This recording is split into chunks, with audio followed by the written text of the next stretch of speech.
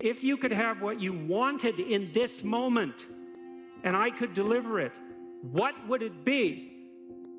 How much of the mess that you see around you would vanish if the mess that you could put straight was put straight? You know perfectly well that if you put your mind to it and you make the proper sacrifices, there are things you can set straight. What advice do you have for a young man in his 20s? Make a plan. Look at what you're interested in. Get disciplined about something. Allow for the possibility that you have something important to contribute to the world, and that the world would be a lesser place without that contribution. Don't be afraid of taking on responsibility. It's where you find what sustains you in your life. You can take on too much responsibility. You have to be cautious in that regard, but that's a less common problem than not taking on enough. A lot of the things that people regard as traps are actually the means to their life. You have to understand that you're not your own servant, so to speak. You're someone that you have to negotiate with, and you're someone that you want to present the opportunity of having a good life to. And that's hard for people because they don't like themselves very much. You have to believe that your action has some redemptive possibility, because why would you do it otherwise? And you might say, well, I kind of believe that. It's like, well, that's not good enough. You know, you kind of got to throw yourself all into it. And what's the cost anyways? It's not like you're going to get out of this alive. So you're pretty much all in, whether you want to be or not. And maybe if you were voluntarily all in, things would be a lot better than they are.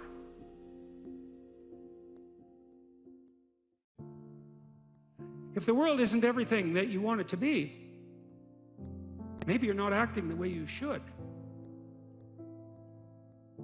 One of the things people do to buttress themselves against failure is to never let themselves really gain clarity about what they need and want. Let's say you try something, but you only do it half-heartedly.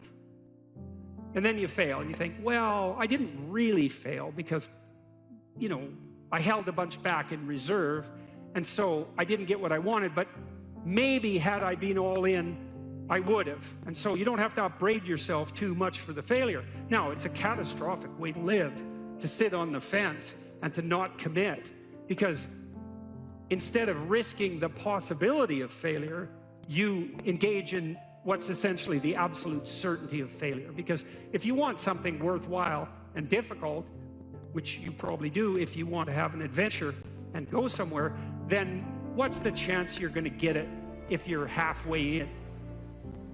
You can't be halfway in, but that sort of protects you against failure, because you can tell yourself, well, if I tried, I could have done it.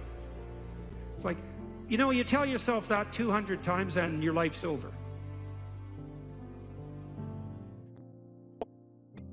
Better have a valued goal, because otherwise you can't get any positive motivation working out. And so the more valuable the goal, in principle, the more the micro processes associated with that goal start to take on a positive charge.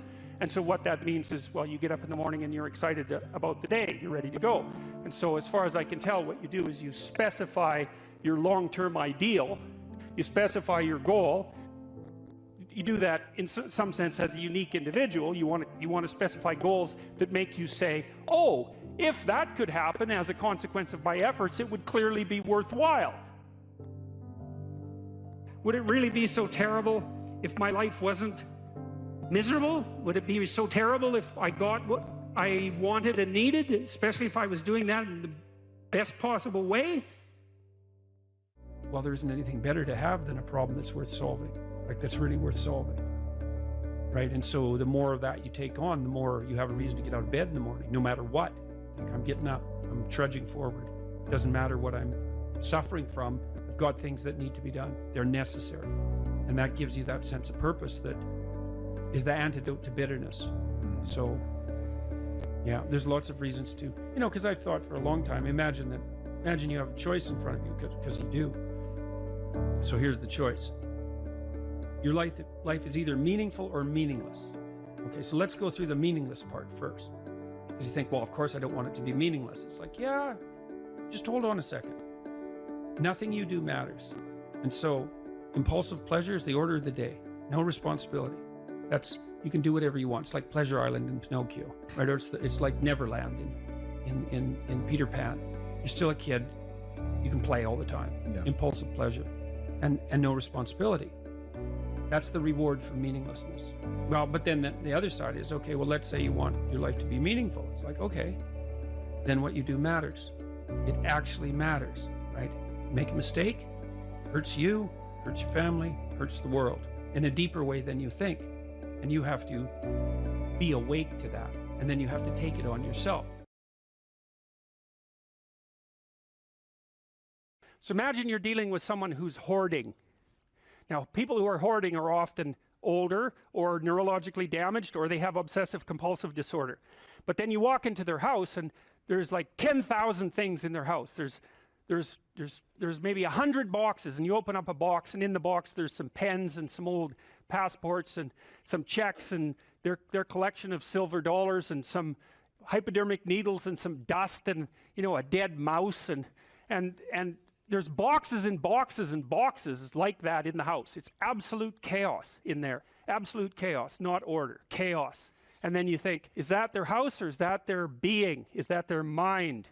And the answer is, there's no difference. There's no difference. So, you know, I could say, well, if you want to organize your psyche, you could start by organizing your room. If that would be easier, because maybe you're a more concrete person and you need something concrete to do. So you go clean up under your bed and you make your bed and you organize the papers on your desk and you think, well, just exactly what are you organizing? Are you organizing the objective world, or are you objecting your field, or are you organizing your field of being, like your field of total experience? And Jung believed that, and I think there's a Buddhist doctrine that's sort of nested in there, that at the highest level of psychological integration, there's no difference between you and what you experience. Now you think, well, I can't control everything I experience, but that's no objection, because you can't control yourself anyway. So the mere fact that you can't extend control over everything you experience is no argument against the idea that you should still treat that as an extension of yourself. So you could say, well, let's say you have a long-standing feud with your brother. Well, is that a psychological problem? Is that him? Is it a problem in the objective world, or is it a problem in your field of being? And it's very useful to think that way, because you might ask, what could you do to improve yourself? Well, let's step one step backwards. The first question might be, why should you even bother improving yourself? And I think the answer to that is something like, so you don't suffer any more stupidly than you have to. And maybe so others don't have to either. It's something like that. You know, like there's a real injunction at the bottom of it. It's not some casual self-help doctrine. It's that if you don't organize yourself properly, you'll pay for it, and in a big way, and so will the people around you. Now, and you could say, well, I don't care about that, but that's actually not true. You actually do care about that, because if you're in pain, you will care about it. And so you do care about it, even if it's just that negative way, you know. It's very rare that you can find someone who's in excruciating pain who would ever say, well, it would be no better if I was out of this. It's sort of, pain is one of those things that brings the idea that it would be better if it didn't exist along with it. It's incontrovertible. So you get your act together so that there isn't any more stupid pain around you than necessary. Well, so then the question might be, well, how would you go about getting your act together? And the answer to that, and this is a phenomenological idea too, it's something like, look around for something that bothers you and see if you can fix it. So now you think, well, let's say you go into you can do this in a room. It's quite fun to do it just when you're sitting in a room, like a room, maybe your bedroom. You can sit there and just sort of meditate on it and think, okay, if I wanted to spend 10 minutes making this room better, what would I have to do? And you have to ask yourself that, right? It's not a command, it's like a genuine question. And things will pop out in the room that you know, like there's a stack of papers over there that's kind of bugging you, and you know that maybe little order there would be a good thing, and you know, there's some rubbish behind your computer monitor that you haven't attended to for like 6 months, and the room would be slightly better if it was a little less dusty and the cables weren't all tangled up the same way. And like, if you allow yourself just to consider the expanse in which you exist at that moment, there'll be all sorts of things that'll pop out in it that you could just fix. And you know, I might say, well, if you were coming to see me for psychotherapy, easiest thing for us to do first would just be to get you to organize your room. You think, well, is that psychotherapy? And the answer is, well, it depends on how you conceive the limits of your being. And I would say, start where you can start. You know, if something announces itself to you, which is a strange way of thinking about it, as in need of repair, that you could repair, then, hey, fix it. You fix 100 things like that, your life will be a lot different. You know, I often tell people too, fix the things you repeat every day, because people tend to think of those as trivial, right? You get up, you brush your teeth, you have your breakfast, you know, you have your routines that you go through every day. Well, those probably constitute 50% of your life. And people think, well, they're mundane, I don't need to pay attention to them. It's like, no, that's exactly wrong. The things you do every day, those are the most important things you do. Hands down. All you have to do is do the arithmetic. You figure it out right away. So 100 adjustments to your broader domain of being, and there's a lot less rubbish around and a lot fewer traps for you to step into. And so that's in keeping with Jung's idea about erasing once you've got your mind and your emotions together, and once you're acting that out, then you can extend what you're willing to consider yourself and start fixing up the things that are part of your broader extent. Now, sometimes you don't know how to do that. So you might say, imagine you're walking down Bloor Street and there's this guy who's like alcoholic and schizophrenic and has been on the streets for 10 years. He sort of stumbles towards you and, you know, incoherently mutters something. That's a problem. And it would be good if you could fix it, but you haven't got a clue about how to fix that. You just walk around that and go find something that you could fix, because if you muck about in that, not only is it unlikely that you'll help that person, it's very likely that you'll get hurt yourself. So, you know, just because while you're experiencing things announce themselves as in need of repair doesn't mean that it's you right then and there that should repair them. You have to have some humility. You know, you don't walk up to a helicopter that isn't working and just start tinkering away with it. You have to stay within your domain of competence. But most of the time, if people look at their lives, you know, it's a very interesting thing to do. I like the idea of the room, because you can do that at the drop of a hat. You know, you go back to where you live and sit down and think, okay, I'm going to make this place better for half an hour. What should I do? And you have to ask, and things will just pop up like mad. And it's partly because your mind is a very strange thing. As soon as you give it a name, a genuine aim, it'll reconfigure the world in keeping with that aim. That's actually how you see to begin with. And so if you set it a task, especially, you have to be genuine about it, which is why you have to bring your thoughts and emotions together, and then you have to get them in your body so you're acting consistently. You have to be genuine about the aim, but once you aim, the world will reconfigure itself around that aim, which is very strange.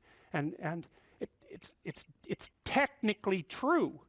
You know, the best example of that, you have all seen this video where you watch the basketballs being tossed back and forth between members of the white team versus the black team, and while you're doing that, a gorilla walks up into the middle of the video and you don't see it. It's like, you know, if you thought about that experiment for about 5 years, that would be about the right amount of time to spend thinking about it, because what it shows you is that you see what you aim at. And that, man, if you can get one thing through your head as a consequence of even being in university, that would be a good one. You see what you aim at. And so, because one inference you might draw from that is, be careful what you aim at, right? What you aim at determines the way the world manifests itself to you. And so if the world is manifesting itself in a very negative way, one thing to ask is, are you aiming at the right thing? Now, you know, I'm not trying to reduce everybody's problems to an improper aim. People get cut off at the knees for all sorts of reasons. You know, they get sick, they have accidents. There's a random element to being, that's for sure. And so you don't want to take anything, even that particular phrase, too far. You want to bind it with the fact that random things do happen to people, but it's still a great thing to ask. Okay, so Rogers was a phenomenologist, and he was interested in, he didn't start his philosophy from the perspective of subject versus object, or from the idea of psyche, like sort of inside you, your mind with its layers. That's not how he looked at it. And so let's go through, well, I'll introduce you to Rogers. I think and then we'll talk about it more next time. I'm going to start, though, with something that I learned from him that I think was of crucial importance. And so we'll set the stage for the further discussion with this. And I'm going to read it to you. Assuming a minimal mutual willingness to be in contact and to receive communications, we may say that the greater the communicated congruence of experience, awareness, and behavior on the part of one individual, the more the ensuing relationship will involve a tendency towards reciprocal communication with the same qualities, mutually accurate understanding of the communications, improved psychological adjustment and functioning in both parties, and mutual satisfaction in the relationship. It's quite a mouthful. What does it mean? Assuming a minimal mutual willingness to be in contact and to receive communications. Okay, we're having a conversation. I'm deciding I'm going to listen to you. Right? That's different than how people generally communicate, because usually when they communicate, they're doing something like, okay, we're going to have a conversation and I'm going to tell you why I'm right and I'll win if you agree. Or maybe you're having a conversation where, I don't know what you're trying to do. Maybe you're trying to impress the person you're talking to. So you're not listening to them at all. You're just thinking about what you're going to say next. Okay, so that's not this. This is, you might have something to tell me. And so I'm going to listen on the off chance that you'll tell me something that would really be useful for me to know. And so you could think about it as an extension of the Piagetian. You know, Piaget talked about the fundamentally important element of knowledge being to describe how knowledge is sought, the process by which knowledge is generated. Well, if you agree with me and I find that out, I know nothing more than I knew before. I just know what I knew before. And maybe I'm happy about that because, you know, it didn't get challenged. But I'm no smarter than I was before. But maybe you're different than me, and so while I'm listening to you, you'll tell me something I don't like. Maybe it's something I find contemptible or difficult, whatever. Maybe you'll tell me something I don't know, and then I won't be quite as stupid. And then maybe I won't run painfully into quite as many things. And that's a really useful thing to know, especially if you live with someone and you're trying to make long-term peace with them, is they're not the same as you. And their way they look at the world and the facts that they pull out of the world aren't the same as your facts. And even though you're going to be overwhelmed with the proclivity to demonstrate that you're right, it is the case that two brains are better than one. And so maybe 9 of the 10 things they tell you are dispensable, or maybe even 49 out of 50, but one thing, all you need to get out of the damn conversation is one thing you don't know. And one of the things that's very cool about a good psychotherapeutic session is that the whole conversation is like that. All you're doing is trying to express the truth of the situation as clearly as possible. That's it. And so now Rogers' proposition, and I'll tell you why he derived it, was that if you have a conversation like that with someone, it will make both of you better. It'll make both of you psychologically healthier. So there's an implicit presupposition that the exchange of truth is curative. Well, that's a very cool idea. I mean, it's a very deep idea. I think it's the most profound idea. It's the idea upon which Western civilization, although not only Western civilization, is actually predicated. The idea that truth produces health. But for Rogers, that was the entire purpose of the Psychotherapeutic Alliance. You come to see me because you want to be better. You don't even know what that means necessarily, neither do I. We're going to figure that out together. But you come and you say, look, things are not acceptable to me, and maybe there's something I could do about that. So that's the minimal precondition to engage in therapy.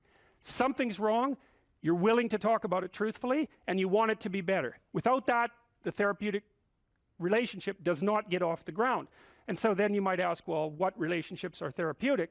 And the answer to that would be, if you have a real relationship, it's therapeutic. If it isn't, what you have is not a relationship. God only knows what you have. You're a slave, they're a tyrant, you know, you're both butting heads with one another. It's a primate dominance hierarchy dispute. Oh, I don't know, you're like 2 cats in a barrel, or 2 people with their hands around each other's throats. But what you have is not a relationship. So, all right, we may say that the greater the communicated congruence of experience, awareness, and behavior on the part of one individual, that's a reference to the same idea that I was describing with regards to Jung. So let's say you come and talk to me and you want things to go well. Well, I'm going to have to more or less be one thing, because if I'm all over the place, you can't trust any continuity in what I say. There's no reason for you to believe that I'm capable of actually telling you, I'm capable of expressing anything that's true. So the truth is something that emerges as a consequence of getting yourself lined up and beating all the, what would you call, all the impurities out of your soul. When my clients first come to see me, one of the things I often ask them is, okay, well, let's say you look a year ahead. What do you want? What are we aiming at? What would your life isn't the way you want it to be. How would it look if it was the way you wanted it to be, or at least partly that way? Then we aim at that, right? And we look for impediments, psychological impediments, fears, avoidance strategies, that sort of thing, and we develop strategies, and we try to move towards that, I would say, ideal. All right, to understand the categories of myth, we'll say, we have to understand something about the nature of categorization. Now, categorization is a tricky thing, and we're going to run through some complicated ideas relatively quickly. You know, you think you put things in the same category because they're similar, but the problem is that, first of all, that's not an answer. It's just a restatement of the initial proposition. And second of all, you can put things in the same category that are by no means identical, and you often do that. And third, it's things that are similar are often also importantly different, and so picking which element of similarity, you know, like let's say you have a group of books. Well, are they the same? Well, obviously no, because, well, unless they're, you know, all the same book. But the category of books is a pretty strange category because the content of the books differs completely. Well, you could still make a group of books, and you pick some arbitrary element that unites them and consider that grounds to make a category. There's other categories, more scientific categories, and scientific categories tend to actually contain things that are very, very similar across multiple dimensions. Like protons are like that. As far as I can tell, there's nothing that distinguishes one proton from another, and the same with electrons. And, you know, the set of triangles is like that because you can define it precisely. But most of the categories that human beings use aren't so neat, and the problem with that is that unless the categories are neat, like scientific categories, it's very difficult to investigate them scientifically. So, for example, you might do research on a group of people with anxiety disorders, but the problem with that is that the anxiety disorder category is so heterogeneous that it's almost impossible to identify the commonalities across all the people who are in that category, and that's partly because the category isn't actually a scientific category. It's a hybrid category. It's a practical category. I can give you an example of that.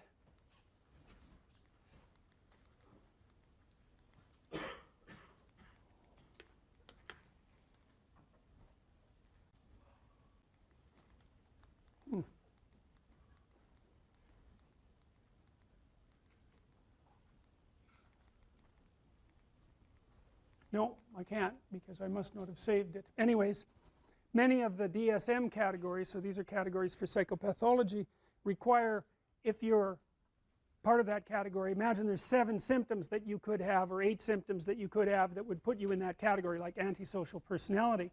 8 symptoms: you steal, you kick, you hit, you bite, you know, you're abusive. I don't remember the categories precisely, but you can be in the category if you have symptoms 2 through 5, and you can be in the category if you have symptoms 6 through 8. They aren't the same symptoms, but you're in the same category. And you think, well, how the hell can that be? Well, that's a family resemblance category, roughly speaking, and lots of the things that we use are family resemblance categories. There's a prototype, and then if you have enough of the features of that prototype, imagine the prototype has 10 features, and if you have 6 of those features, you get to be in that category. But it means that the category is actually quite diverse, and that's one of the problems that plagues psychiatry as a science and clinical psychology as a science. It's a really big problem, because if the categories aren't homogeneous, then it's very difficult to draw conclusions about the members of the category. And the psychologists and the psychiatrists claim that those are scientific categories, but they're not, and they can't be, partly because they're aimed at the classification of health or ideal versus non-health or non-ideal, and partly because they play multiple roles, eh? I mean, the category isn't there just to provide neat demarcations for scientific study. The category is there to give people a language to talk about certain sets of symptoms, to diagnose, because, you know, when you come in and you have a set of symptoms, you might want to know what they are, so that you also know what they aren't. It's really a relief often to find a diagnosis. And then of course the diagnosis has certain implications for treatment and for billing and for all of that, so the category has to play all of those roles. So there's multiple types of category, and the categories that we're talking about in relationship to mythology aren't scientific categories. They're categories about the world construed as a place to act. So here's a way to think about it. You're always looking at the world through a framework of reference, and you have to do that because there isn't very much of you. You can't see the whole world at once, and in fact the amount of the world you actually see is so small you can't believe it. The central part of your vision is zipping around, producing a pretty high resolution representation of exactly what you're looking at, but outside of that center, like if I look at you, I can't see her eyes. I can see her glasses, but barely. I can't even tell whether you're male or female. The person past that, I can't see at all. Now you don't notice that, you know. You don't notice that you're that blind because your central vision is always popping around, illuminating that tiny space. But you're so damn blind, it's just mind-boggling. And I'm sure some of you have seen the Invisible Gorilla video, you know, where a gorilla comes into the video and you don't notice, which is somewhat shocking because you would think that you would notice a gorilla. But what happens is that you actually don't notice something unless it interferes with what you're doing. And because what are you going to do? Notice everything? You can't do that. You can hardly notice anything. So what you do is you pick something to focus on. It's usually something that you value, because why else would you focus on it? So that means that your value system determines the direction of your perception. Bloody well think about that for a minute. That's a Buddhist idea, right? People live in a kind of illusion, and sometimes that illusion causes suffering, and they can transform the way they look at the world, and that can release them from their suffering. But the idea that you do live in an illusion, well, I don't know if it's exactly an illusion, but you certainly do live within a framework of perception that's determined by your values. Now that is so weird, you know, because we never think of the world as something that reveals itself through our values. But of course it does, because you look at what you want. You aim at what you want, and once you've aimed, the world lays itself out for you, and that's exactly how perception works. That's why I represented it this way. You're always somewhere. That's point A, and that's somewhere in some place in some time, and you always have some notion about what you want to have happen next. You know, you're going to go to the next class, maybe you've got a plan after this. In this class you have a plan. You're hoping to learn something, I presume, and maybe you have a goal with regards to a grade, and that's nested inside your desire to get a degree, and that's nested inside your desire to be educated and to have a career and have a successful life. So attending to me at the moment, the reason you're doing that is because all of those values exist within you simultaneously, focusing your attention. And so you're attending to me and not to something else, assuming that all of you with your computers open aren't surfing the web, which you might be, but assuming that you're focusing, whatever you're focusing on is directed by what you value. And some of that can be unconscious. In fact, a lot of it is unconscious, because you know it's very difficult for you to get control of what you pay attention to. You know what that's like. You're trying to study, it's kind of a boring paper. Christ, your attention is just like everywhere, you know. Maybe you'll vacuum under the bed instead of doing the reading the paper, you know. You can't get a grip on that thing, so your attention has an autonomy. And that's another psychoanalytic idea, you know, because you kind of think, well, you're in control. It's like, really? You ever try telling yourself what to do? How does that work for you? I'm going to go to the gym 3 times a week. Right, sure you are. Yeah, I'm going to quit eating sugar for a month. It's like, how long does that last? It's like 15 minutes, and you're eating like 3 chocolate bars. You know, if you don't know what you should do with your life, you don't know who you should be, sometimes you think about that as what career you should pursue. But here's another way of thinking about it. It's kind of a SEAL's ethos that Congressman Crenshaw detailed out. Here's some things you could be. Those are my words. These are his. You'll be someone who's never late. You will be someone who takes care of his men, gets to know them, and puts their needs before yours. You will be someone who does not quit in the face of adversity. You will be someone who takes charge and leads when no one else will. You will be detail-oriented, which you discuss a lot in later sections of the book, always vigilant, attentive. You will be aggressive in your actions, but never lose your cool. You will have a sense of humor, because sometimes that is all that can get you through the darkest hours. You will work hard and perform, even when no one is watching. You'll be creative and think outside the box, even if it gets you in trouble. You're a rebel, but not a mutineer. You are a jack of all trades and master of none. And then you follow that a little later with this paragraph, these paragraphs. Be aggressive enough to kill the enemy, but immediately calm enough not to scare the little old lady. You'll be that man who's mentally tough enough to operate in horrific chaos, then immediately transition to tranquility, all without mentally breaking. You will effectively transition from hyper-masculine aggressor to gentle caretaker. You'll be both a warrior and a gentleman. The qualities that made SEAL leaders great were rarely physical in nature. They listened. They empowered their team to be successful, carefully entrusting individuals with additional responsibility. It's a real conservative ethos there.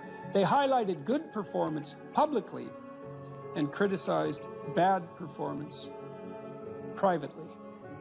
And so, well, you know, those are lists of virtues, and maybe they're not the only list of possible virtues, probably not, but if you're lost and you don't know where to start, practicing, you know, you also talk about this idea that, this is an Aristotelian idea, you know, that we are our habits, we become what we practice. And imagine if you're lost and you're listening, you think, well, you find some things admirable, well, you could practice those things, and you can practice them locally and minimally in your own relationships, and you can start to get good at them. And as you get good at them, well, you get better at them, right? And then you can broaden out the scope of your action into a wider purview. So you said here too, let's go for another quote here. Throughout your life, this is very practical advice too, and I think it's very wise from a therapeutic perspective. Throughout your life, you have people you look up to. Okay, so let's think about that. You look up. What does that mean? Why up? Well, up is something that beckons from a distance. It's like a light on a hill, and we automatically assume that those who we admire are people we look up to. So that specifies a distance and a direction, and it's uphill. It's up toward a higher vista, let's say. So there are automatically people who elicit that spirit in you. You have noticed the way. Might also imply that there's some sense of struggle required to get to that point, because it's easier to go downhill than it is uphill. Yes, definitely. That's right. It's an uphill trek. And it also implies judgment, because if someone's above you, then they also serve as a judge, or you serve as a judge in relationship to them, because you compare yourself unfavorably with them. And that can also inspire you to tear them down. That's really the story of Cain and Abel, and that's a major story. You have noticed the way a teacher, parent, coworker, mentor, or friend interacts with others, and you come away thinking, that behavior simply works better. They are respected, admired, and successful. And you find yourself wondering why that is. You do if you're a little bit humble instead of being envious, right? Because otherwise you think, well, that damn crook, he just stole his position, and that's why he's got it. But if you're a bit humble, you might think, well, no, that guy looks successful. Maybe he knows something I don't. You are noticing attributes and character traits that are good and worth aspiring to. You are noticing attributes that make certain people more successful than others. You are noticing what a hero looks like. And in the process, you are discovering a path made up of desirable personality traits that helps you ascend in social hierarchies. That's Jacob's ladder, by the way. That ladder that is the hierarchy to the good. That's the vision Jacob has of the pathway to God, is that it's a hierarchical structure with the thing that's ultimately good at the pinnacle, by definition, right? The best of all possible goods. And then there are intermediary structures all the way up, and beings inhabiting those structures. And this isn't metaphysical. It's like if you find someone you admire, the reason you admire them is because they're higher up in that heavenly hierarchy, so to speak, than you are. And your whole nervous system tells you that. You're compelled to listen, you're compelled to pay attention by the action of your own unconscious mind. You know, what's interesting about this point of identifying these heroes or at least role models, you can call them either one. I just thought heroes was a more compelling word to use for the sake of writing it. But what's interesting about it too is how pop culture actually plays a pretty important part of this, because like there's plenty of people who simply don't have these good role models in their lives, and you have to acknowledge that. And so where are they supposed to turn? And it's maybe one of the reasons that it's so important to fight these cultural wars that you and I engage in on a fairly regular basis, that they become a serious part of our politics, which at the same time is necessary, but also deeply, deeply unfortunate. I do think the attack on pop culture from this progressive victimhood left has reached a ceiling. I think there's a serious backlash.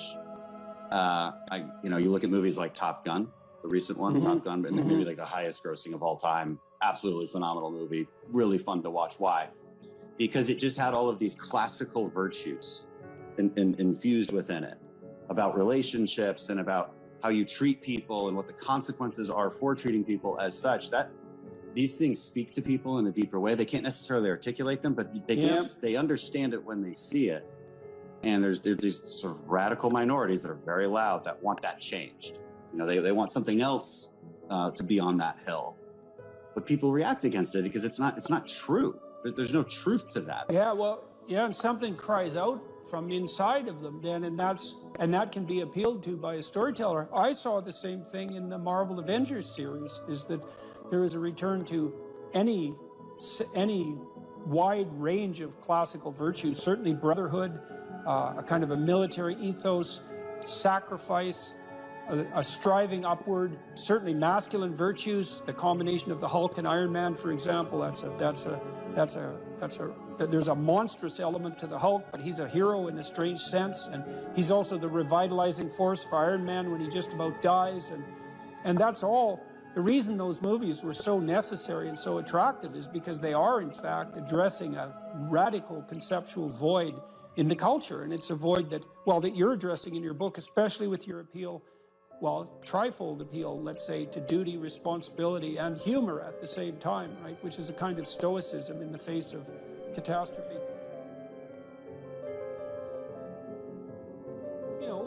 Because this is a big problem in life. Imagine you're aiming for something and then something happens to make it impossible, or you find out that it's the wrong thing because you were aiming in the wrong direction.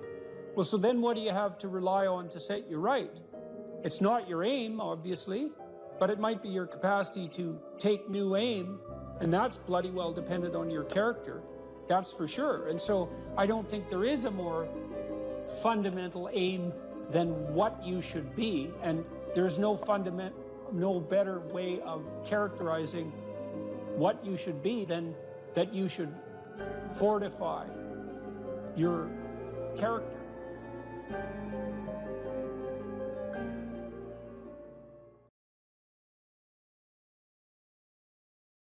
when my clients first come to see me, one of the things I often ask them is, okay, well, let's say you look a year ahead. What do you want? What are we aiming at?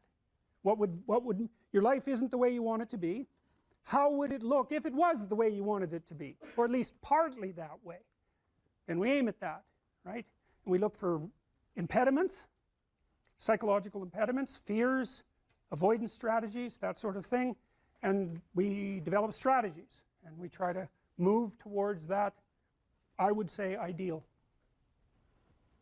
All right, to understand the categories of myth, we'll say, we have to understand something about the nature of categorization. Now, categorization is a tricky thing, and we're going to run through some complicated ideas relatively quickly. You know, you think you put things in the same category because they're similar, but the problem is that, first of all, that's not an answer. It's just a restatement of the initial proposition. And second of all, you can put things in the same category that are by no means identical, and you often do that. And third, things that are similar are often also importantly different, and so picking which element of similarity, you know, like let's say you have a group of books. Well, are they the same? Well, obviously no, because, well, unless they're, you know, all the same book. But the category of books is a pretty strange category because the content of the books differs completely. Well, you could still make a group of books, and you pick some arbitrary element that unites them and consider that grounds to make a category. There's other categories, more scientific categories, and scientific categories tend to actually contain things that are very, very similar across multiple dimensions. Like protons are like that. As far as I can tell, there's nothing that distinguishes one proton from another, and the same with electrons. And, you know, the set of triangles is like that because you can define it precisely. But most of the categories that human beings use aren't so neat, and the problem with that is that unless the categories are neat, like scientific categories, it's very difficult to investigate them scientifically. So, for example, you might do research on a group of people with anxiety disorders, but the problem with that is that the anxiety disorder category is so heterogeneous that it's almost impossible to identify the commonalities across all the people who are in that category, and that's partly because the category isn't actually a scientific category. It's a hybrid category. It's a practical category. I can give you an example of that.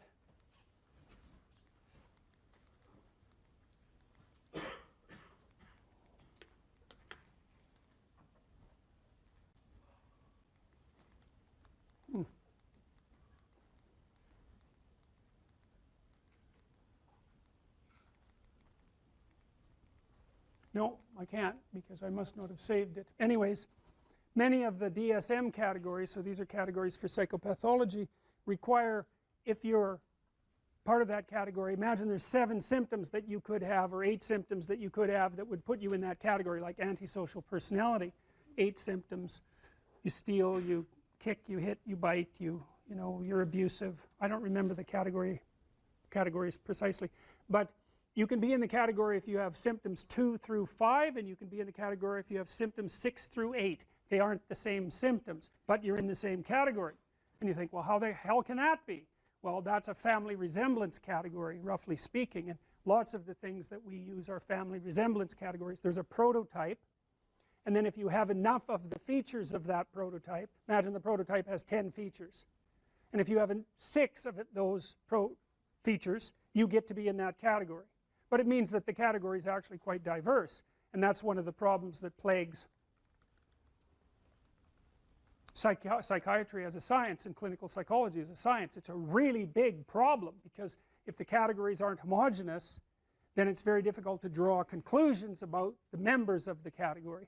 And the psychologists and the psychiatrists claim that those are scientific categories, but they're not, and they can't be, partly because they're aimed at the classification of health or ideal versus non-health or non-ideal, and partly because they play multiple roles, eh? I mean, the category isn't there just to provide neat demarcations for scientific study. The category is there to give people a language to talk about certain sets of symptoms, to diagnose, because, you know, when you come in and you have a set of symptoms, you might want to know what they are, so that you also know what they aren't. It's really a relief often to find a diagnosis.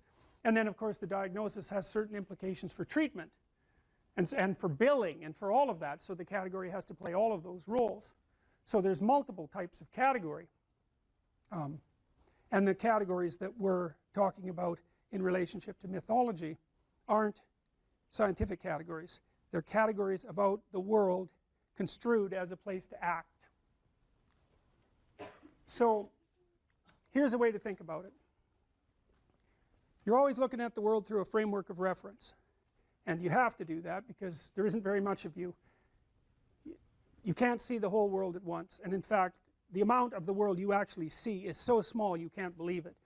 The central part of your vision is zipping around, producing a pretty high resolution representation of exactly what you're looking at, but outside of that center, like if I look at you, I can't see her eyes. I can see her glasses, but barely. I can't even tell whether you're male or female. The person past that, I can't see at all. Now you don't notice that, you know. You don't notice that you're that blind because your central vision is always popping around, illuminating that tiny space. But you're so damn blind, it's just mind-boggling. And I'm sure some of you have seen the Invisible Gorilla video, you know, where a gorilla comes into the video and you don't notice, which is somewhat shocking because you would think that you would notice a gorilla. But what happens is that you actually don't notice something unless it interferes with what you're doing. And because what are you going to do? Notice everything?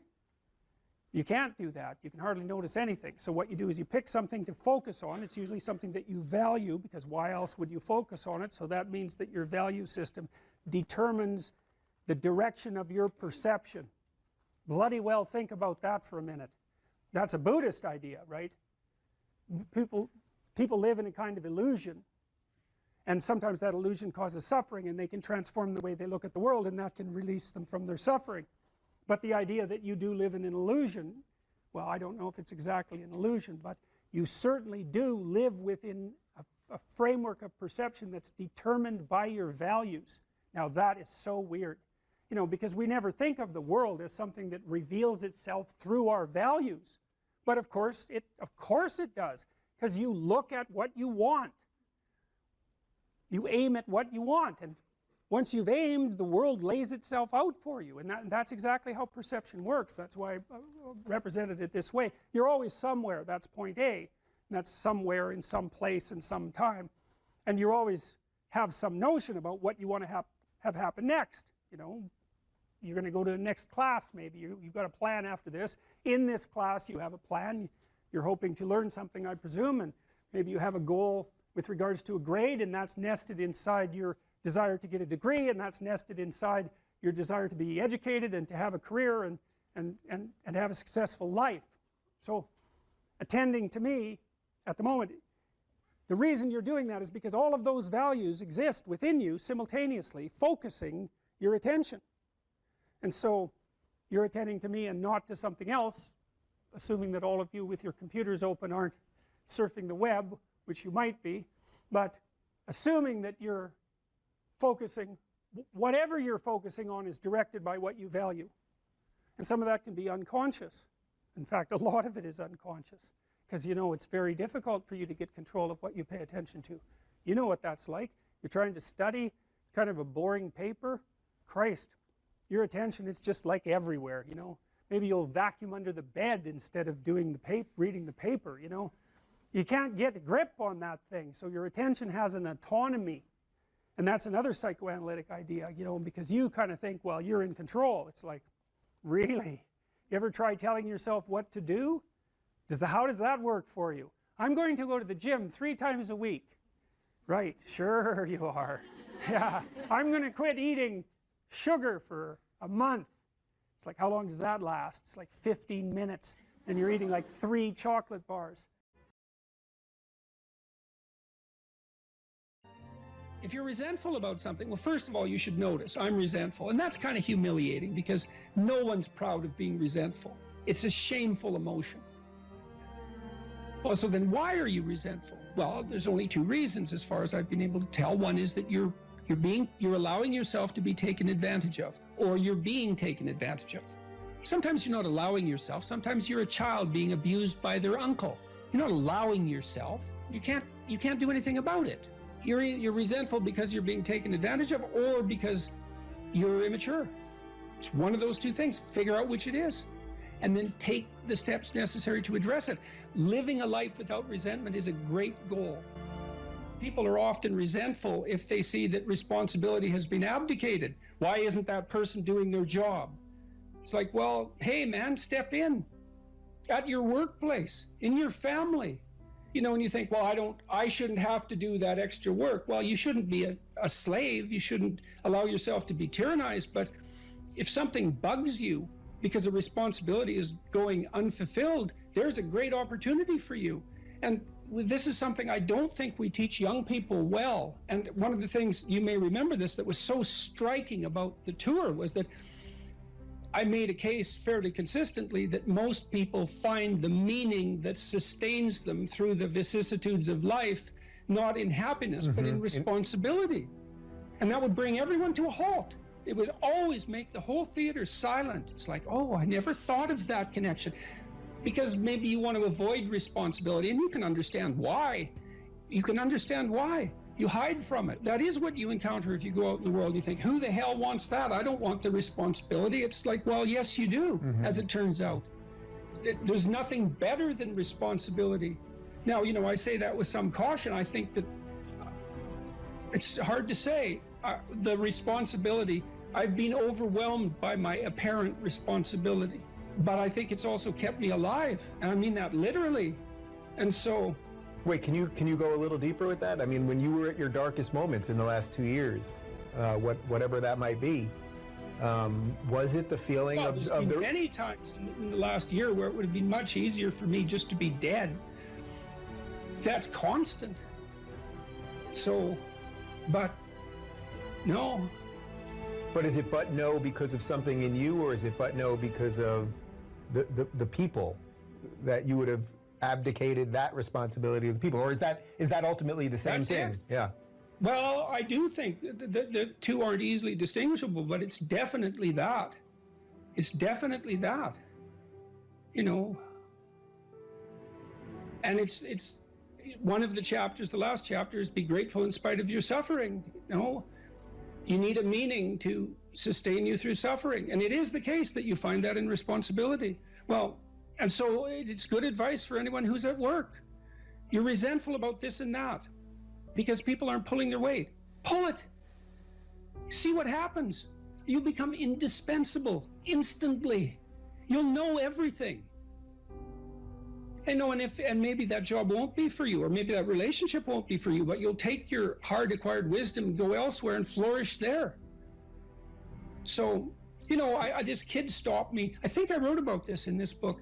Kid stopped me in a restaurant one day when I was walking in. And he said, and he had an undergraduate degree, and he was working as a waiter in a chain steak place. And he stopped me and he said, you know, about 6 months ago, I was watching one of your lectures and I decided to stop being resentful about my job. And he was resentful because he had a university degree and he's working as a waiter. You know, and look, I don't have anything against waiters. It's like a waiter can make your evening, you know, hooray. He said, well, I decided I'd start trying at my job, like really trying as if it was worthwhile.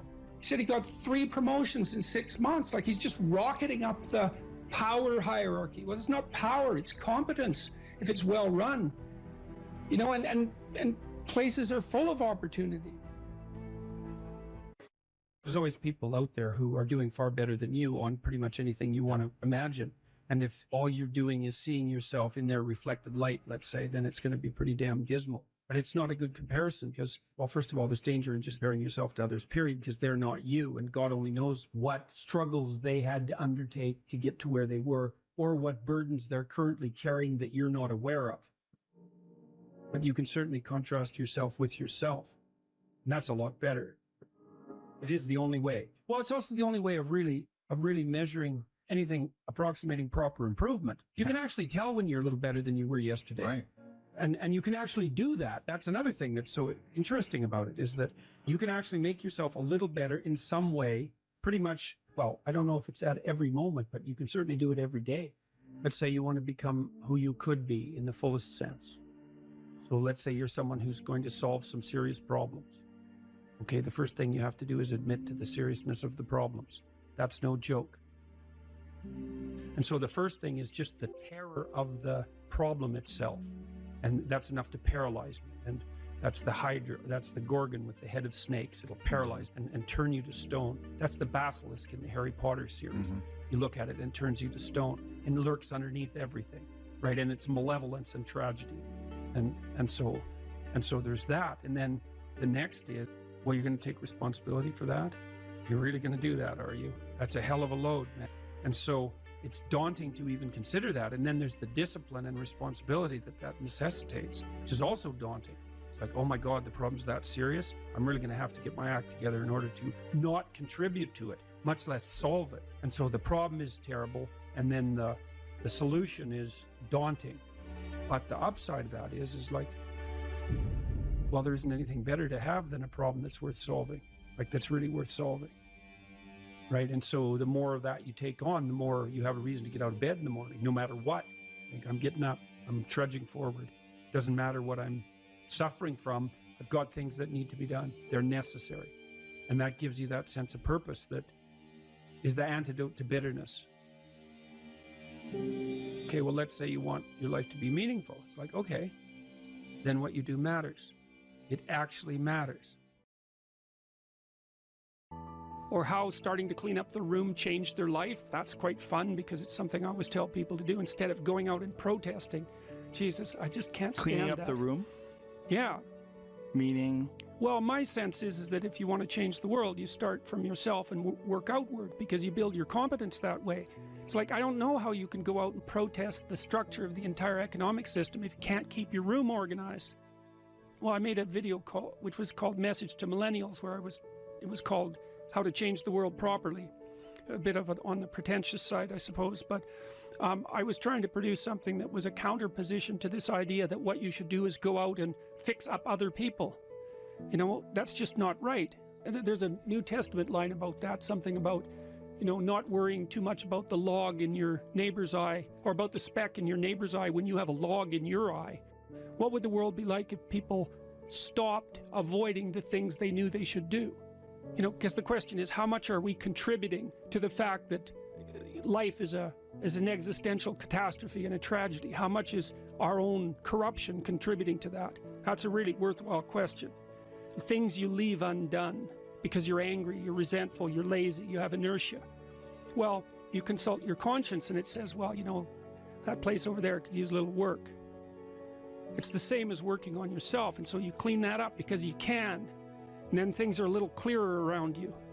And you're a little better off because you've practiced a bit. And so you're a little stronger, and then something else manifests itself and says, well, maybe you could like take a crack at fixing me up too. So you decide to do that. And then that gets a little bit more pristine, you know, and soon, and it's humble because you're not exceeding your domain of competence. You know, it's like, don't be fixing up the economy, 18-year-olds. You don't know anything about the economy. It's a massive, complex machine beyond anyone's understanding, and you mess with it at your peril.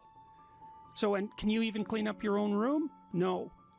Well, you should think about that. You should think about that.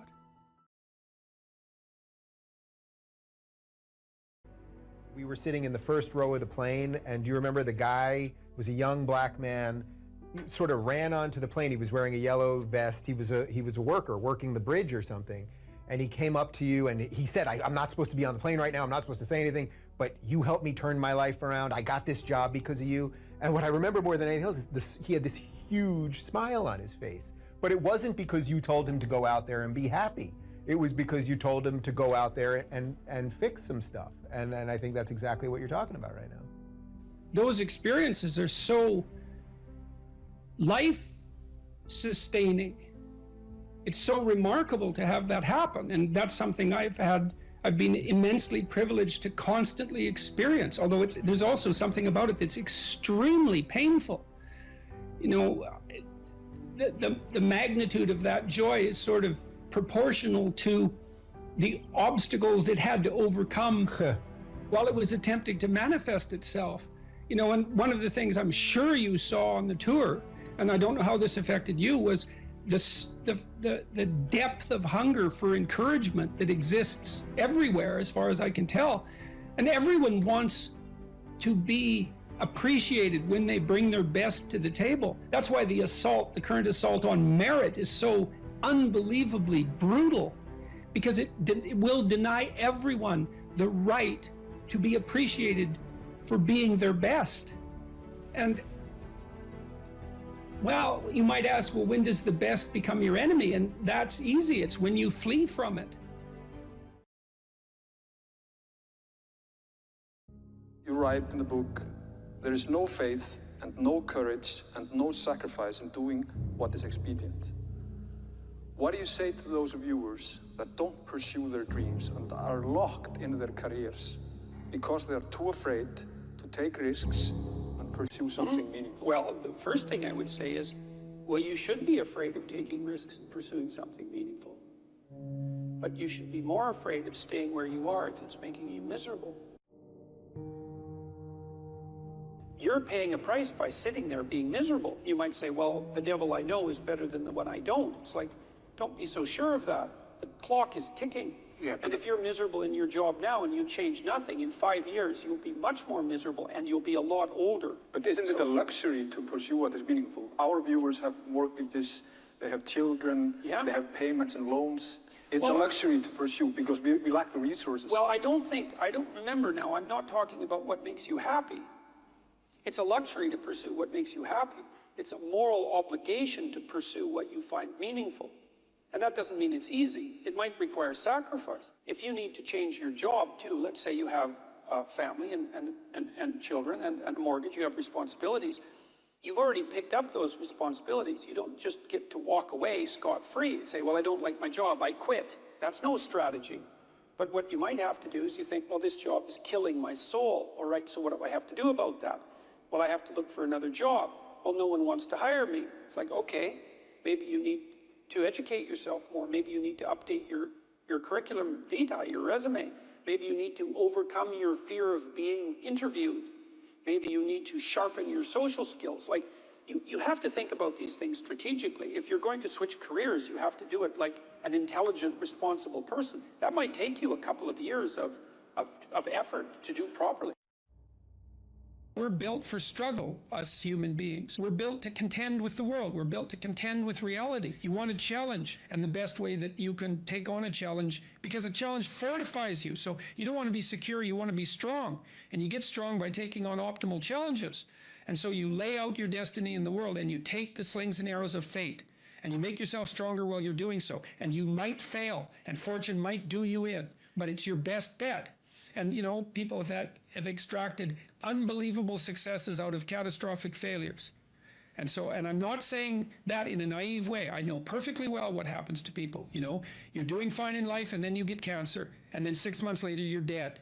And all the heroism in the world isn't going to save you at that point. But that's not the point. That's not the point. Life is bounded by mortality. But that doesn't mean that you don't get out there and contend, and you develop by contending, and you minimize the net amount of suffering in the world. And that's something, man, that's something to do.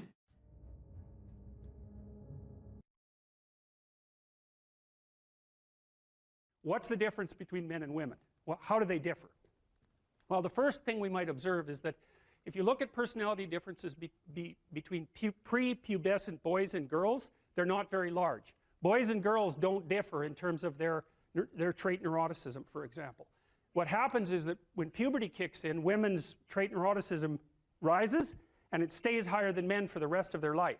And this is why you see this reflected in the different kinds of psychopathology that beset the two sexes. So men are overrepresented in alcoholism, drug abuse, antisocial personality, and a host of learning disorders, as well as attention deficit disorder. And women are overrepresented in depression and anxiety, primarily. That seems to be tightly associated with higher levels of trait neuroticism, because maybe it's, if you're at the 95th percentile or higher, let's say, in trait neuroticism, there isn't much difference between that and being somewhat prone to depression and anxiety. And because the curves overlap, You know, the curves aren't identical. The normal distributions aren't identical for men and women. You tilt the one to the right, the women's curve to the right towards higher levels of neuroticism. You go out and you look for the person in 20 who has the highest levels of negative emotion. It's much more likely to be female than male. Okay, so let's see if we can figure out why. So I'm going to tell you some things, basic differences between men and women, and you can tell me what you think about it if you agree or disagree. Okay, first, size differential emerges between men and women at puberty, right? Because boys and girls are roughly the same size and roughly the same strength, but men get bigger at puberty when the testosterone kicks in, and more importantly, not only do they get taller and heavier, but their upper body strength is much higher. And that's a real issue for combat, because human beings punch. There's other animals that do that. Kangaroos do that too, eh? So we're not the only people that punch, but we have clubs on the ends of our arms. And so that's how we defend ourselves. And so if you have a lot of upper body strength, especially across the shoulders, and you're heavier, then you can step into the punch and it's a lot more devastating. Now, it is the case that if you look at the statistics for physical altercations in marriage, women attack their husbands more often than the husbands attack their wives. Well, you think, why is that?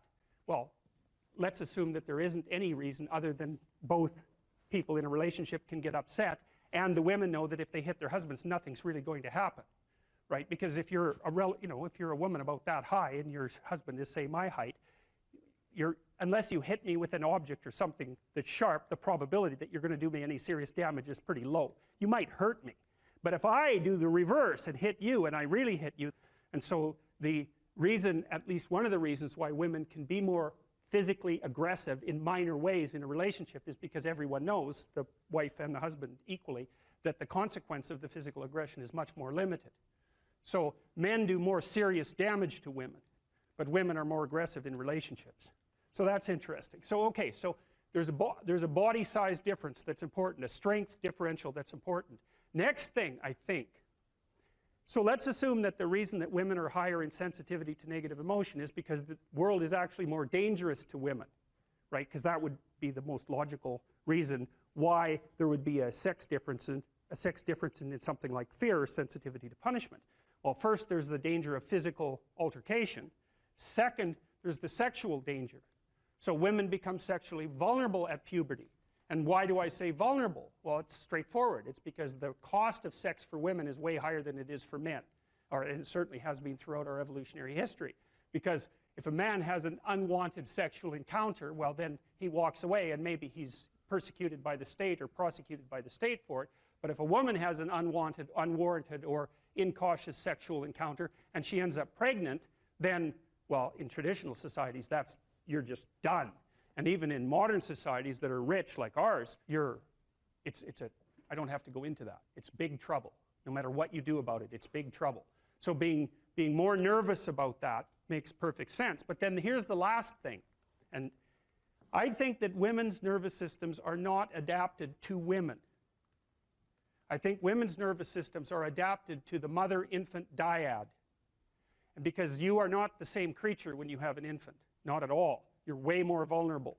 And it's partly because you have to express the vulnerability of the infant, and you also have to care for it, right? So you think about an infant, especially under 9 months. So let's say, how are you going to be wired up if you're going to optimally care for an infant under 9 months? And I'm saying under 9 months because women generally do the bulk of childcare for infants who are under 9 months old. And part of the reason for that, there's a whole host of reasons, but part of the reasons for that, obviously, is that they breastfeed. But imagine what you need to be wired up biologically in order to care for an infant. First of all, they're very demanding, right? Because they're completely helpless, and they're demanding 24 hours a day, and it's quite a emotional load. And an infant under 9 months is never wrong, right? What you do to an infant under 9 months is when they're in distress, you always respond. You never tell the infant, get your act together and stop whining, right? Which you can do, say, to a child that's 18 months old. You can start having that sort of conversation. But under 9 months, it's like nothing is the infant's fault. It's surrounded in an extraordinarily threatening world, and you have to be responsive to what it needs, regardless of what you want, and you have to be very sensitive to the threats that emerge in the environment. And so I think the price that women pay for that ability to have an intimate relationship with infants in the very earliest stages of development is that their nervous systems are actually wired so that they can perform that role optimally. And the disadvantage to that is that having a temperament like that doesn't work that well when you're dealing with adult men, especially when you're dealing with them in a business environment, because it's not the same thing. Not at all. It's a competitive environment. So, okay, so agreeable people are compassionate and polite. What are disagreeable people like? They're tough-minded, they're blunt, they're competitive, and they won't do a damn thing they don't want to do. So it isn't exactly that they're aggressive, although they will push you the hell out of their way if you're in the way. They're not like volatile like you are if you're high in neuroticism. It isn't defensive aggression. It's more like predatory aggression. It's dominance behavior. And so for someone who's highly disagreeable, they look at the world as a place in which they can compete and win. And I'll tell you a story. I have a friend. I gave him my personality test, the Big 5 aspect scale that Colin DeYoung developed in my lab. And I knew he was a disagreeable guy, and by interacting with him. I mean, he's even rude to people sort of spontaneously on the street. I actually like him quite a bit. He's very, very funny. He's also very conscientious, so you can trust him, but he's disagreeable as hell. And so I gave him this test because I thought it would be funny, and he came out as the most disagreeable person in 10,000. So reasonable in compassion, about 30th percentile, but like 0.001 in politeness. So he's extraordinarily blunt, and he'll just say absolutely anything, no matter how horrible it is. And he was often brought into corporations to sort of clean them up. So if a corporation was tilting and not doing well, they'd bring him in to find out who the useless people were and fire them. And I talked to him about that because I've had the opportunity to have to not have graduate students in my lab, for example, that weren't performing well, and I find it very, very difficult to, you know, dress someone down, and certainly difficult to fire them. I just hate it because I'm actually quite an agreeable person, much to my chagrin. And I asked him about that, and I said, well, what do? You have to fire people all the time. How do you handle that? He says, handle it? I enjoy it. And I thought, wow, that's so interesting that someone would have that response. I said, well, what do you mean you enjoy it? He said, look, I go into these companies and I analyze the performance of groups of people, right? And in those groups there are people who are really striving, really trying hard and working themselves really hard and being productive. And then there's these people that are just doing nothing. They're completely in the way. They don't carry their weight at all. They take advantage every chance they get, and they're always whining about why they can't work. It's like, I find out who they are, I call them into my office, and I tell them exactly what they've been doing. It's like, hit the road, buddy. You've had your run of it. And I thought, oh yeah, okay, fair enough. You know, well, I can tell you, you know, I've had situations in my lab where I had underperforming graduate students, and one of the things that was really awful about that was that it was really hard on the high-performing graduate students, you know, because they felt that even being in the same category as the people who weren't working hard and pulling their weight devalued what they were doing, you know, and that's exactly right. And so this is also why there's a conscientiousness trait and an agreeableness trait, because conscientious people judge you on your accomplishments, right? They don't give a damn about your feelings, not a bit. It's like, are you doing the work or not? Whereas agreeable people think, well, you know, your mother's sick, and you know, you've got a bunch of family problems, and we all have to take care of each other, and it's no wonder that you're having a rough time. And like, you can't say that one of those attitudes is correct and the other isn't correct. You can't say that. There wouldn't be those two dimensions if there wasn't something correct about both of them. But you can certainly point out that often they conflict, you know, and so the demand for inclusiveness and unity and care, and the demand for high-level performance in a hierarchical structure, they're very different orientations in the world. And so it's complicated for people who are agreeable and conscientious. And actually, I think often that large corporations and large institutions of any sort run on the unheralded labor of people who are high in agreeableness and high in conscientiousness, and they're disproportionately women. And my experience in large institutions has been that if you want to hire someone to exploit appropriately, no, not appropriately, if you want to hire someone to exploit productively, you hire middle-aged women who are hyper-conscientious and who are agreeable, because they'll do everything. They won't take credit for it, and they won't complain. And that's nasty, and I think that happens all the time. And so one of the things you have to be careful of if you're agreeable is not to be exploited, because you'll line up to be exploited. And I think the reason for that is because you're wired to be exploited by infants. And so That just doesn't work so well in that actual world. And one of the things that happens very often in psychotherapy, you know, people come to psychotherapy for multiple reasons, but one of them is they often come because they're too agreeable. And so what they get is so-called assertiveness training, although it's not exactly assertiveness that's being trained. What it is the ability to learn how to negotiate on your own behalf. And one of the things I tell agreeable people, especially if they're conscientious, is say what you think. Tell the truth about what you think. There's going to be things you think that you think are nasty and harsh, and they probably are nasty and harsh, but they're also probably true. And you need to bring those up to the forefront and deliver the message. And it's not straightforward at all, because agreeable people do not like conflict. Not at all. They smooth the water, you know, and you can see why that is in accordance with the hypothesis that I've been putting forward. You don't want conflict around infants. It's too damn dangerous. You don't want fights to break out. You don't want anything to disturb the relative peace. You know, and if you're also more prone to being hurt physically and perhaps emotionally, you're also maybe loath to engage in the kind of high intensity conflict that will solve problems in the short term, because a lot of conflict, it takes a lot of conflict to solve problems in the short term. And you know, if that can spiral up to where it's dangerous, which it can if it gets uncontrolled, it might be safer in the short term to keep the waters smooth and to not delve into those situations where conflict emerges. The problem with that is it's not a very good medium to long-term strategy, right? Because lots of times there are things you have to talk about because they're not going to go away. And so partly what you do with agreeable people is you get them to figure out, and they have a hard time with this too. If you ask a disagreeable person what he wants, say, or she wants, they'll tell you right away. They know. It's like, this is what I want and this is how I'm going to get it. But agreeable people, especially if they're really agreeable, are so agreeable that they often don't even know what they want, because they're so accustomed to living for other people and to finding out what other people want and to trying to make them comfortable and so forth, that it's harder for them to find a sense of their own desires as they move through life.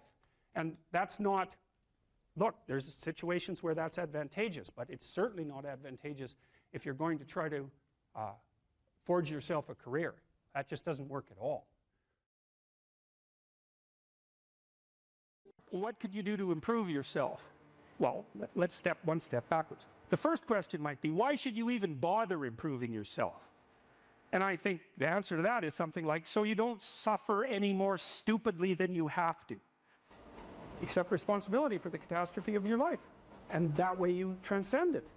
And there's an unbelievably hopeful message in there. And the message is, you're actually strong enough to do that. You just don't know it. And you won't find out till you do it. You can't find out till you do it. But if you did it, you'd find out that it was true. Bargain with the future. Wow, that's just, what an idea that is. You know, it's so unlikely. It's a massive risk. It's the ultimate in risks, right? You have to be willing to lose your life in order to find it. What you're willing to forego today's pleasure for tomorrow's advantage. And that's what sacrifice is. And I would say, start where you can start. You know, if something announces itself to you as in need of repair, that you could repair, then hey, fix it. You fix 100 things like that, your life will be a lot different. If I wanted to spend 10 minutes making this room better, what would I have to do? And you have to ask yourself that, right? It's not a command, it's like a genuine question. And things will pop out in the room that you know, there's a stack of papers over there that's kind of bugging you, and you know that maybe a little order there would be a good thing. There's some rubbish behind your computer monitor that you haven't attended to for like 6 months, and the room would be slightly better if it was a little less dusty and the cables weren't all tangled up the same way. And if you allow yourself just to consider the expanse in which you exist at that moment, there'll be all sorts of things that'll pop out in it that you could just fix. So life is brutal. And what you have to set against that is possibility. So I would say if you're 16 and your life isn't so happy, it's like look around and see if there are opportunities that people are granting you, even imperfect opportunities, because they're going to be imperfect, that you could exploit in the proper way and learn and grow. But the fundamental lesson, the more fundamental lesson that's underneath that is don't let what you are stop you from being what you could be. So imagine that there's you and there's the potential inside you, whatever that is. You know? And potential is an interesting idea because it represents something that isn't yet real. yet we act like it's real. And that potential is partly what you could be if you interacted with the world in a manner that would gain you the most information. You take yourself and you put yourself in a new environment. New genes turn on in your nervous system. They encode for new proteins. And so you're full of biological potential that won't be realized unless you move yourself around in the world into different challenging circumstances, and that'll turn on different circuits. Now, I often tell people too, fix the things you repeat every day, because people tend to think of those as trivial. You get up, you brush your teeth, you have your breakfast, you have your routines that you go through every day. Well, those probably constitute 50% of your life. And people think, well, they're mundane, I don't need to pay attention to them. It's like, no, that's exactly wrong. The things you do every day, those are the most important things you do. Hands down. All you have to do is do the arithmetic. You figure it out right away. So 100 adjustments to your broader domain of being, and there's a lot less rubbish around and a lot fewer traps for you to step into. Once you've got your mind and your emotions together, and once you're acting that out, then you can extend what you're willing to consider yourself and start fixing up the things that are part of your broader extent. While you're experiencing things announce themselves as in need of repair, doesn't mean that it's you right then and there that should repair them. You have to have some humility. You don't walk up to a helicopter that isn't working and just start tinkering away with it. You have to stay within your domain of competence. But most of the time, if people look at their lives, it's a very interesting thing to do. I like the idea of the room, because you can do that at the drop of a hat. Go back to where you live and sit down and think, okay, I'm going to make this place better for half an hour. What should I do? You have to ask, and things will just pop up like mad. And it's partly because your mind is a very strange thing. As soon as you give it a name, a genuine aim, it'll reconfigure the world in keeping with that aim. That's actually how you see to begin with. And so if you set it a task, especially, you have to be genuine about it, which is why you have to bring your thoughts and emotions together, and then you have to get them in your body so you're acting consistently. You have to be genuine about the aim, but once you aim, the world will reconfigure itself around that aim, which is very strange. And it's technically true. And so I think that you can, in fact, decide to take on the load that's optimally meaningful if you want, and then you get to have your cake and eat it too. You're on the pathway to continual incremental improvement. You only have to burn off a feather at a time instead of having the whole bloody thing burst into flames. It's a constant source of renewal. And there's an idea that to be renewed, you have to drink the water of life. That's an old mythological idea. Chaos is water. Water is chaos. Water is what washes away too much order. And to stay continually refreshed by the water of life is to take on exactly the right amount of chaos to make sure that your garden is properly nourished. And I think meaning is actually the marker of that. You don't choose your interests, they choose you. And that's really worth thinking about too, man, because, it's really hard to get interested in something you're not interested in, even if you know there's a good reason for it. You're studying for an exam, you find the material boring, anything will be more interesting than the study. Even though you know that that's what you need to do, you can't voluntarily grab yourself by the scruff of the neck, let's say, and shake yourself and say, sit down and concentrate. Your mind will just go everywhere.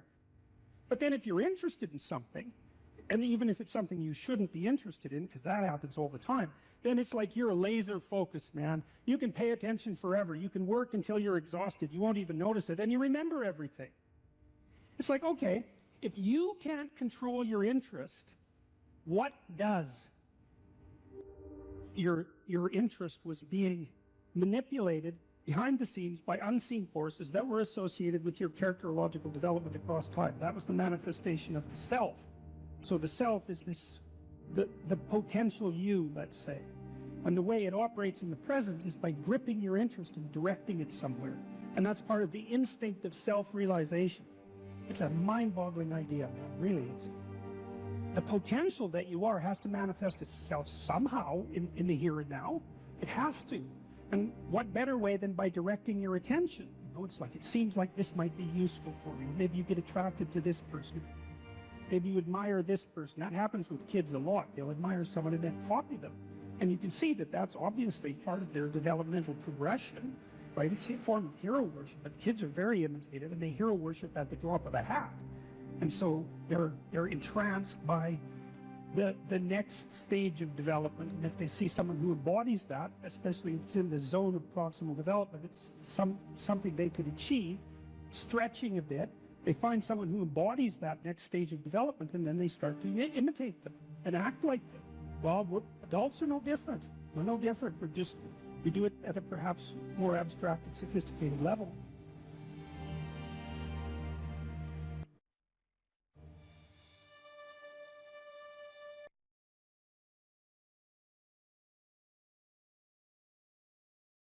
If you're suffering, you are obligated, in a sense, to hold on to whatever rope someone throws you.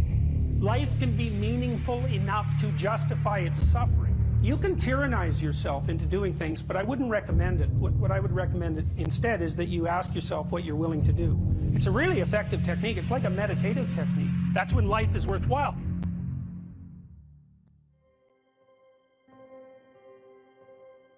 I don't know exactly what's going to help you, but don't arbitrarily throw out any possibilities because you might not have that luxury. Antidepressants help a lot of people, and there are technical reasons why that's the case. If you're offered a gift by your society and it works, try it. I don't care what your presuppositions are. The time you see people who are suffering with depression, for example, there's a multitude of reasons, but I'll take one common reason. You could think about it as associated with the story of Peter Pan. Peter Pan is someone who won't grow up, right? Now, the problem with Peter Pan is he gets to be king, but it's king of Neverland. Neverland doesn't exist. So being king of nothing isn't that helpful. Well, one of the things that you often see with people who suffer from depression, and I'm not making a blanket statement about the cause of depression because there's lots of them, is that people who don't have enough order in their life tend to get overwhelmed. So, for example, if someone comes into me to see me and they say they're depressed, I always ask them a very standard set of questions. Do you have a job? If you don't have a job, you're really in trouble in our society. First of all, your biological rhythms tend to go off the rails right away because there's no reason to go to bed at any particular time and there's no reason to get up. And for many people, if they don't get up at the same time, they foul up the functioning of their circadian rhythms, and that's enough to make them depressed right off the bat, especially if they start napping during the afternoon. They also don't have a purpose. People aren't good without a purpose, and this isn't hypothesizing. We absolutely understand the circuitry that underlies positive emotion. When you're attending to something you're interested in and you're engaged in it, that's when you're alive. That's when life is worthwhile. It's so worthwhile that in those moments you don't even ask the question about it. The question itself goes away because the meaning that you're united with is so powerful that it can push back the adversity that would otherwise characterize life. Nietzsche said, the person who has a why can bear any how. We know how it works. Almost all the positive emotion that any of you are likely to experience in your life will not be a consequence of attaining things. It will be a consequence of seeing that things are working as you proceed towards a goal you value. That's completely different. And you need to know this because people are often stunned, for example. They finish their PhD thesis and their presupposition is that they're going to be elated for a month. And often instead they're actually depressed. And they think, oh, what the hell, I've been working on this for 7 years and I handed it in and what do I do now? And that's what depresses them, right? It's the what do I do now? Well, they're fine if they enjoyed it, pursuing the thing. As long as it was working out, they get a lot of enthusiasm and excitement out of that because that's how our nervous systems work. Most of your positive emotion is goal pursuit emotion. If you take drugs like cocaine or amphetamine, the reason they're enjoyable is because they turn on the systems that help you pursue goals. That's why people like them. So if you don't have a job, you got no structure, that's not good. Plus, you tend not to have a point. So you're overwhelmed by chaotic lack of structure and you don't have any positive emotion.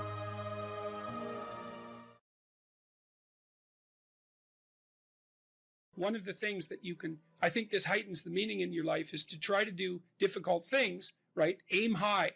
Don't aim so damn high you can't manage it, and make sure you break down your aims into reasonably attainable sub-goals, but you want to aim high, and then you want to see how hyper-efficient you can get. That's a great thing to do in your early 20s, is to see, okay, like, discipline yourself. You think, okay, how much work can I do if I load myself right to the maximum? how far can I work? How hard can I work until I exhaust myself?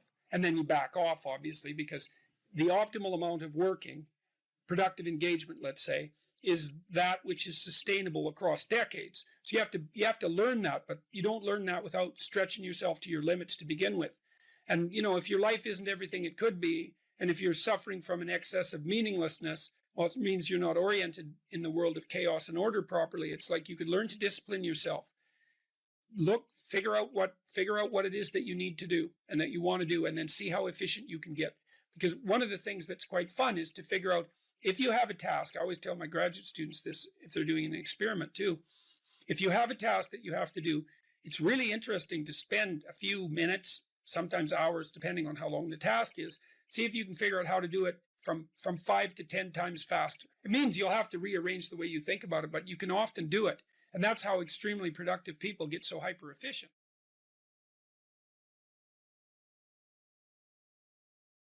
You know, one thing about the dopamine system that's so important and also explains a lot of pathology, but also a lot of human evolution, is that we have basically one major reward system, which is the dopaminergic system. You know, I sometimes like the analogy that, you know, nowadays you hear about cryptocurrency or the dollar versus the euro versus the this versus the that. There's only one currency in all of reality, actually, and it's dopamine. Whether or not it's the dollar backed to dopamine or it's euro backed to dopamine or Bitcoin backed dopamine, in the end, whether or not someone has $1 billion or $2 is really that currency resides as something that's transacted in the real world, but their notion of power and potential is dopaminergic. And so too, the potential for mates, the potential for food, how much food you have, you know, how much meat you have stored in the freezer tells you a lot about your security and well-being for you and your family, right?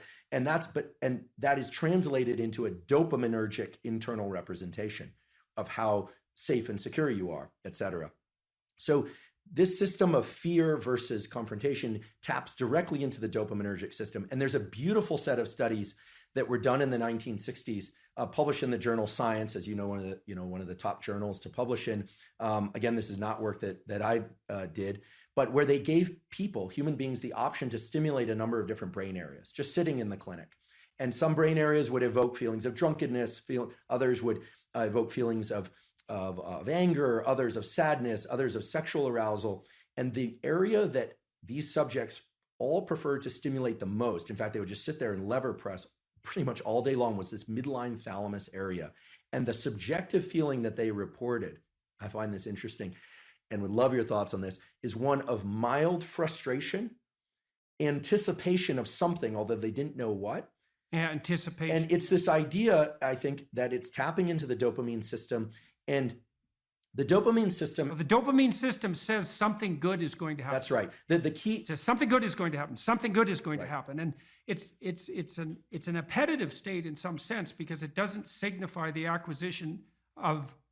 It's not satiating. Right. It's appetitive. That's right. And so it drives you forward. And you might think that being driven forward would be unpleasant, but if you're activating the systems that drive you forward voluntarily, then that's the most positive form of positive reinforcement you can have.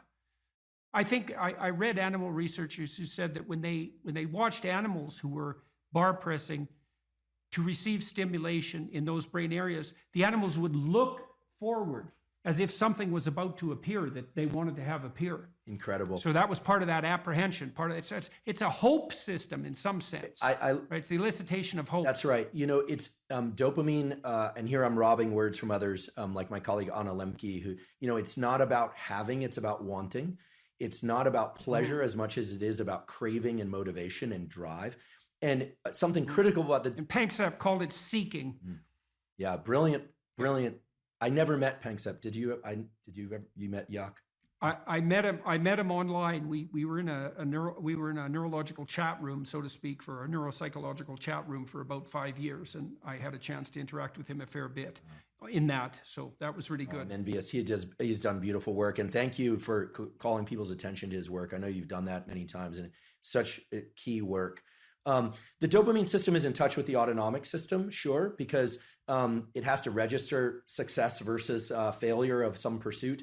the prefrontal cortex is actually part of the dopamine reward system. People often overlook this, and then we just think about nucleus accumbens and ventral tegmental area. But the prefrontal cortex, because as you pointed out before, it is generating possible outcomes, different rules, different selves are being projected into the future. You can think that the 2 marshmallow task, the classic, give kids the option to either have a marshmallow now or wait and have 2 marshmallows, and the cute little videos of the kids in the room with the marshmallows, sniffing it, talking to it. Occasionally a kid will just stuff it in his mouth. Another child will turn away, delightful, right? And all sorts of ideas have come about how they do in life versus if they can wait or not wait. In any case, that's dopaminergic anticipation. The key thing with dopamine, I think, that encapsulates the most of it is this notion of reward prediction error, which is very simple. If you are excited and anticipating something, you are generating some internal sense of the probability of it happening. We're going to the ice cream store, kids. Let's go. We're going to have ice cream. We have ice cream. It's closed. The disappointment that they experience actually brings them far lower than they would feel, much more sad than they would feel than had you not told them you were going to get ice cream, which speaks exactly to what you were saying, that it's an anticipation signal. So dopamine's going up, we're going to get ice cream, and then no. So it drops below baseline. They would have been better off being not told they were going to the ice cream store. Just drive right by it. The danger of hope. The danger of hope. If you anticipate that it's going to be open, and again, this could translate to any scenario, and it's open, there's a dopaminergic signal upon receiving the reward, but it then drops a little bit. This is the basis of addiction, actually. Drops a little bit below baseline transiently. So we always think of the ice cream is the reward. Well, actually, the reward was right before you had that first lick of ice cream because you know you're going to get it. This is also true of sexual behavior. It's true of people who sell a company or they're anticipating something exciting, or of a wedding. It also sort of partially explains this notion of postpartum depression, where people are so excited about something, the delivery of a child or something, on the arrival, and then for some reason they feel let down. It's because the anticipation was that great. So many scenarios. There might be an exhaustion component there too. Right. Well, it's also the case, if I remember correctly, that dopamine kick, so imagine what it does is backtrack the neural systems that were activated as the reward was approached. So then it feeds back reinforcement, not reward, but mediates cellular growth and maybe myelinization. It's increasing the efficiency of the neural connections of the systems that were activated just prior to receiving that reward in the order they were prioritized. That's right. In the order they were manifested. So the closer the behavior is to the receipt of the reward, the more it's reinforced and more likely to be manifested in the future. And then there's a decay function going back in time. And that's partly how an addictive subpersonality can grow too, right? Because you can imagine that there's a certain state of mind that you're in. Maybe it's a state of something approximating nihilistic hopelessness that grips you every time you're motivated to seek out your favorite drug. And that's fairly far back in the activation chain, but it's there every time you take a hit. So what happens is the dopaminergic reinforcement produced by the drug reinforces that nihilistic hopelessness that drives the drug-seeking behavior. That's right. And that's how, in part, you develop a monkey on your back. Yeah, I love the example, even though I'm sad that it happens for people. I love the example because what you're saying is that, and it's exactly right, that the memory for events and states of mind and emotions that preceded a successful collection of reward or arrival at reward is set into a huge number of motor commands, some of which are subconscious. And the ultimate dopamine signal, actually I experienced this the other day. I can give an example. My girlfriend and I decided to go to the beach. We were going to do this little ritual that we've been talking about doing for a while. And I had on a piece of paper what we had written out we were going to do. And I had it in my back pocket. And we got to the ocean and the sun was setting. It was sort of perfect timing for this. And the piece of paper was gone. And I thought, oh my goodness, how did I screw this up? Like, of all the things, I'm supposed to, I'm 47 years old. This is not like I should be able to do this, Get your act. I blew it. Yeah, I blew it. So I went back to the car, long walk, looking everywhere. It was not a windy day, but I thought, gosh, where's this piece of paper? Looking around, didn't find it. Went all the way back to the car, wasn't in the car, came all the way back. And I was walking toward her. I saw her and I thought, okay, this is really embarrassing. I'm going to just have to wing it or remember. We didn't have our phones intentionally either, so we couldn't look it up. And then I saw the piece of paper on the beach, and it was partially buried in the sand. I picked it up, and I was elated. What happened there was my dopamine had dropped way below baseline because I was disappointed that I'd lost it, disappointed in myself, et cetera. And then I found it. Right. And so your anticipation was for nothing. Exactly. So you got punished by yourself for that. Exactly. Because that should be eradicated. If you're highly anticipatory and it doesn't make itself manifest, then you were seriously wrong. So you're going to take a emotional hit as a consequence of that. I think that's also associated, that emotional hit, that pain that you feel, I think that's actually associated with the beginning stages of the death of the systems that mediated that initial response. Because you should eradicate systems that make you anticipate that don't work, right? And that means those systems, which are already instantiated and alive in some sense, have to decay and die. And it strikes me as highly probable that you're going to pay a price in something approximating pain for the death of those malfunctioning systems. It's also why, because why wouldn't they fight for their lives to some degree? Why wouldn't they resist the decay and death that might be necessary to keep you going? Why? There should be some pain associated with that logically, because it is a biological transformation. Yeah, it's an interesting a lens to view it through. That self image that I had in that moment of, I'm the responsible partner who can take care of a simple thing, right? For this nice little ritual that we'd been talking about doing for a while. I failed, right? So that part. Well, it's also so interesting. You think about that. This is a depressive cascade, eh? And it's very hard to bind, because imagine you anticipate something and then you make a mistake. Now the question then becomes, how significant is the mistake? And one view of your error would be, well, the paper blew out of my pocket and that could happen to anybody. And the more catastrophic interpretation would be, and it's an extension of the thought path that you started to walk down, well, I'm near 50 years old, I should be much more responsible than this, and there's something wrong with me as a person. And then a depressive person would go even further. They'd say, well, not only is there something wrong with me in this decision, this is a decision like every other decision I make right now.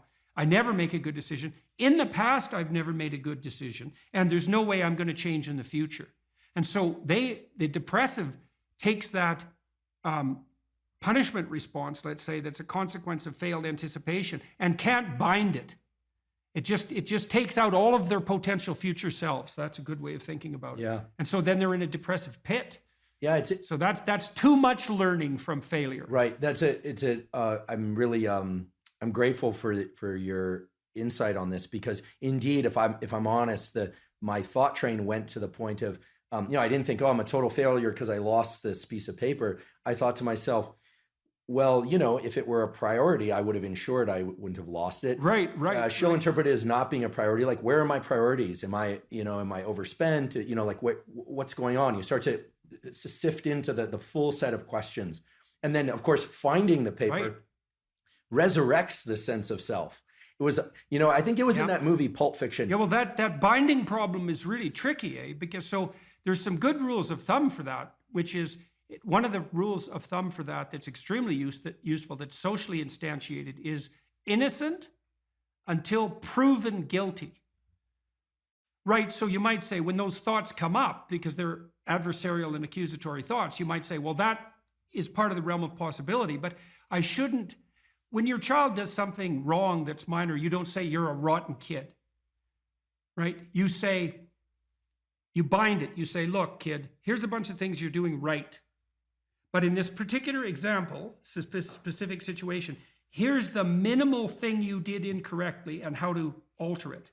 And it's a really good habit of mind. It's like to address towards yourself as well as to other people, which is to say, well, what's the minimum crime that I'm responsible for in this moment? And that's part of this miracle of the presumption of innocence, and especially without proof. And a lot of what I did in my clinical practice to people who had a depressive temperament was help them make a case for themselves. It's like, well, maybe you're as bad as you think you might be, but maybe not. Let's take the contrary argument. Let's make you as innocent as you can be in this situation, and only narrow the repair to the absolute minimum that needs to be manifested. The internal problem is, how do you deal with tragedy and malevolence? And you can say, well, I'm not prepared. It's like, yeah, fair enough. Unsurprising, especially if you were overprotected as a child. It's not a good idea to overprotect your kids because the snakes are going to come into the garden no matter what you do. And so then you, instead of trying to keep the damn snakes away, what you do is you arm your child with something that can help them chop them into pieces and make the world out of them. So that the trick for human thriving in the face of suffering and malevolence is strength, not protection. It's a completely different idea. We also know this clinically. We know, for example, that if you treat people with exposure therapy for agoraphobia, which is, roughly speaking, the fear of chaos, I would say, the fear of everything, you don't make them less afraid. You make them braver.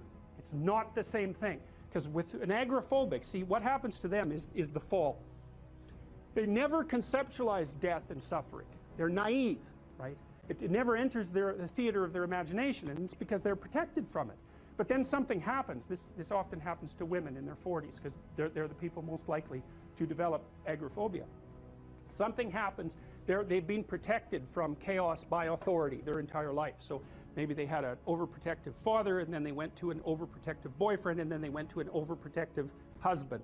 And maybe they were willing to be subjugated to all three of those because of the protection, right? So that's the bargain. They stay weak and dependent, and maybe they have to because that's the only way they can appeal to the person who's hyperprotective. But the price they pay for that is that they're not sufficiently competent. And then something happens in their life, often in their 40s. They develop heart palpitations, maybe as a consequence of menopause. Their heart starts to beat erratically, and they think, oh no, death. It's like, well, who are you going to talk to about that? Right? There's no protection from authority for that. Or maybe their friend gets divorced, or maybe their sister dies, or something like that. It brings up the specter of mortality, and maybe the specter of malevolence and mortality, and it brings it up in a way that authority, recourse to authority, cannot solve. And so then they have panic attacks. What happens? They go out, they get afraid, they feel their heart beating, then they get afraid of their heart beating because they think, oh no, I'm going to die, and they think, oh no, I'm going to die, and I'm going to make a fool of myself while I'm doing it and attract a lot of attention. So the two big fears come up. Mortality and social judgment. And then they have a panic attack. It's like fight or flight's gone out of control. Very, very unpleasant. Then they start to avoid the places they've had a panic attack. Then they end up not being able to go anywhere. So then Tiamat has come back, right? A huge monster, a little victim. And so what do you do with them? Well, there's no saying, no, there's no Tiamat. That's done, right? Their naivety is over. They've had a direct contact with the threat of mortality and social judgment. They've met the terrible mother and they've met the terrible father. And there's no going back. There's no saying, oh, the world is safe. It's not safe. Not at all. It's not safe. The fact that you think it's safe means that you were living in an unconscious bubble that was sort of provided to you by your culture. It's a gift. And now that's been shattered. And so now what do you do? Well, the answer is you retreat until you're in your house and there's nowhere you can go. You're the ultimate frozen rabbit, right? And your life is hell because you can't function. The alternative is, let's take apart the things you're afraid of. Let's expose you to them, carefully and programmatically. And then you'll learn that you're actually tougher than you think. You never knew that. And maybe you didn't want to take on the responsibility because, people play a role in their own demise, so to speak. When you had opportunity to go out and explore or withdraw because you were afraid, you chose to withdraw because you were afraid. So it's not only that you were overprotected often, it's that you were willing to take advantage of the fact that you were overprotected and run back there whenever you had the opportunity. So maybe you're a kid in the playground, right, and you're having some trouble with other kids, and in the back of your mind, I should deal with this myself, but you go and tell your mom and get her to intervene. And you know that that's not right. You know that you're breaking the social contract, but it's easier, and so that's what you do. You run off to an authority figure and hide behind the Great Father, roughly speaking. Well, the problem with that is you don't learn how to do it yourself. So then you have to relearn it painfully when you're 40. So then you take people out, you say, well, what are you afraid of? Rank it from 1 to 10. So 10 is, we'll make a list of 10 things you're afraid of. The thing you're least afraid of we'll call number 10. So we'll start with that. Okay, well, I'm afraid of elevators. Okay, well, let's look at a picture of an elevator. Let's have you imagine being in an elevator. Let's go out to an elevator and let you watch the terrible jaws of death open, because that's how you're responding to it symbolically, right? And you're going to do that at the closest proximity you can manage. You find out, you go do that, it works. You're nervous as hell, especially from an anticipatory perspective. Shaking. You go out, you stop, you watch it happen, and you actually calm down. You do that 10 times and it no longer bothers you. Well, what you've learned that you didn't die, but more importantly than that, you've learned that you could withstand the threat of death. That's what you've learned. And then you move a little closer, and then you move a little closer, and then you move a little closer, and finally you're back in what's no longer the elevator from a symbolic perspective. It's a tomb, right? It's a place of enclosure and isolation. And you learn, turns out I can withstand that. And then you're much more together, much more confident. And that's often one of the things that often happens in situations like that. I've seen this multiple times, is that if you run someone through an exposure training process like that and toughen them up, they'll often start standing up to people around them in a way they never did before, because they wouldn't stand up for themselves before, because they weren't willing to undermine the protection. See, if you're protecting me, I can't bother you, because I can't afford to forsake your protection. So if I'm going to play that game, I'm going to hide behind you, then I can't challenge you. So that's no good, because that's sometimes why people, you see this with guys very frequently, they're still deathly afraid of their father's judgment when they're in their 30s or 40s. It's like, well, why? No, because they still want to believe that there's someone out there that knows.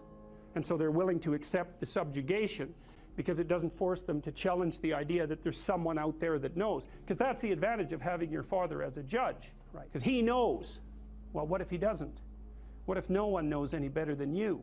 Well, that's a rough thing. You don't, until you realize that, you're not an adult, right? That's really technically the point of realization of adulthood, is that no one actually knows what you should do more than you do.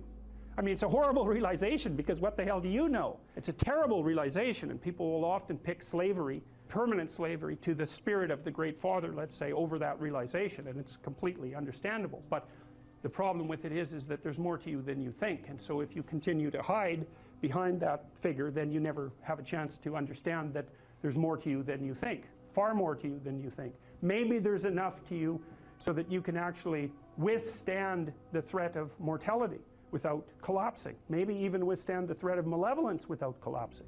Who knows? It's certainly possible. And it's not an abstract question. It's exactly the sort of question that you address in the psychotherapeutic process. It's always the question that you address. And the answer is often in the affirmative, because people can get unbelievably tough. And you know that, because people work in emergency wards in hospitals, right? Or they work in palliative care wards, or they work as mortuary assistants. I mean, these people have bloody rough jobs, you know, or they're on the front line of police investigation into, you know, heinous child abuse crimes, and so they're confronting malevolence on a regular basis. And, you know, those are very stressful jobs. But people do them, and some people do them without even being damaged by them, although that's a harder thing, because you can see horrible things, you know, things you'll never forget. You know, if you take people, and I've told you this, and you expose them voluntarily to things that they are avoiding and are afraid of, you know, that they know they need to overcome in order to meet their goals, their self-defined goals. If you can teach people to stand up in the face of the things they're afraid of, they get stronger. And you don't know what the upper limits to that are, because you might ask yourself, like, if for 10 years, if you didn't avoid doing what you knew you needed to do, by your own definitions, right, within the value structure that you've created, to the degree that you've done that, what would you be like? Well, you know, there are remarkable people who come into the world from time to time, and there are people who do find out over decades-long periods what they could be like if they were who they were, if they spoke their being forward. And they get stronger and stronger and stronger, and we don't know the limits to that. We do not know the limits to that. And so you could say, well, in part, perhaps the reason that you're suffering unbearably can be left at your feet, because you're not everything you could be, and you know it. And of course, that's a terrible thing to admit, and it's a terrible thing to consider, but there's real promise in it, right? Because it means that perhaps there's another way that you could look at the world, and another way that you could act in the world, so what it would reflect back to you would be much better than what it reflects back to you now. And then the second part of that is, well, Imagine that many people did that, because we've done a lot as human beings. We've done a lot of remarkable things, and I've told you already, I think before, that today, for example, about 250,000 people will be lifted out of abject poverty, and about 300,000 people attached to the electrical power grid. We're lifting people out of poverty collectively at a faster rate that's ever occurred in the history of humankind by a huge margin, and that's been going on unbelievably quickly since the year 2000. The UN had planned to have poverty between 2000 and 2015, and it was accomplished by 2013. So there's inequality developing in many places, and you hear lots of political agitation about that. But overall, the tide is lifting everyone up, and that's a great thing. We have no idea how fast we can multiply that if people got their act together and really aimed at it. Because, you know, my experience is with people that we're probably running at about 51% of our capacity. I mean, you can think about this yourselves. I often ask undergraduates how many hours a day you waste, or how many hours a week you waste. And the classic answer is something like 4 to 6 hours a day. You know, inefficient studying, watching things on YouTube that not only do you not want to watch, that you don't even care about, that make you feel horrible about watching after you're done. That's probably 4 hours right there. You know, you think, well, that's 25 hours a week, it's 100 hours a month, that's 2.5 full work weeks, it's half a year of work weeks per year. And if your time is worth $20 an hour, which is a radical underestimate, it's probably more like 50 if you think about it in terms of deferred wages. If you're wasting 20 hours a week, you're wasting $50,000 a year. And you are doing that right now, and it's because you're young. Wasting $50,000 a year is a way bigger catastrophe than it would be for me to waste it, because I'm not going to last nearly as long. And so if your life isn't everything it could be, you could ask yourself, well, what would happen if you just stopped wasting the opportunities that are in front of you? You'd be, who knows how much more efficient? 10 times more efficient, 20 times more efficient. That's the Pareto distribution. You have no idea how efficient people get. It's off the charts. Well, and if we all got our act together collectively and stopped making things worse, because that's another thing people do all the time. Not only do they not do what they should to make things better, they actively attempt to make things worse because they're spiteful or resentful or arrogant or deceitful or homicidal or genocidal, or all of those things all bundled together in an absolutely pathological package. If people stopped really trying just to make things worse, we have no idea how much better they would get just because of that. So there's this weird dynamic that's part of the existential system of ideas between human vulnerability, social judgment, both of which are major causes of suffering, and the failure of individuals to adopt the responsibility that they know they should adopt. And that's the thing that's interesting too, is that, and like another thing I've often asked my undergraduate classes is, you know, there's this idea that people have a conscience. And you know what the conscience is. It's this feeling or voice you have in your head just before you do something that you know is stupid, telling you that probably you shouldn't do that stupid thing. You don't have to listen to it, strangely enough. But you go ahead and do it anyways, and then, of course, exactly what the conscience told you was going to happen inevitably happens, so that you feel even stupider about it than you would if it happened by accident. Because you know, I knew this was going to happen, I got a warning it was going to happen, and I went and did it anyways. And the funny thing too is that conscience operates within people, and we really don't understand what the hell that is. So you might say, well, what would happen if you abided by your conscience for 5 years or for 10 years? What sort of position might you be in? What sort of family might you have? What sort of relationship might you be able to forge?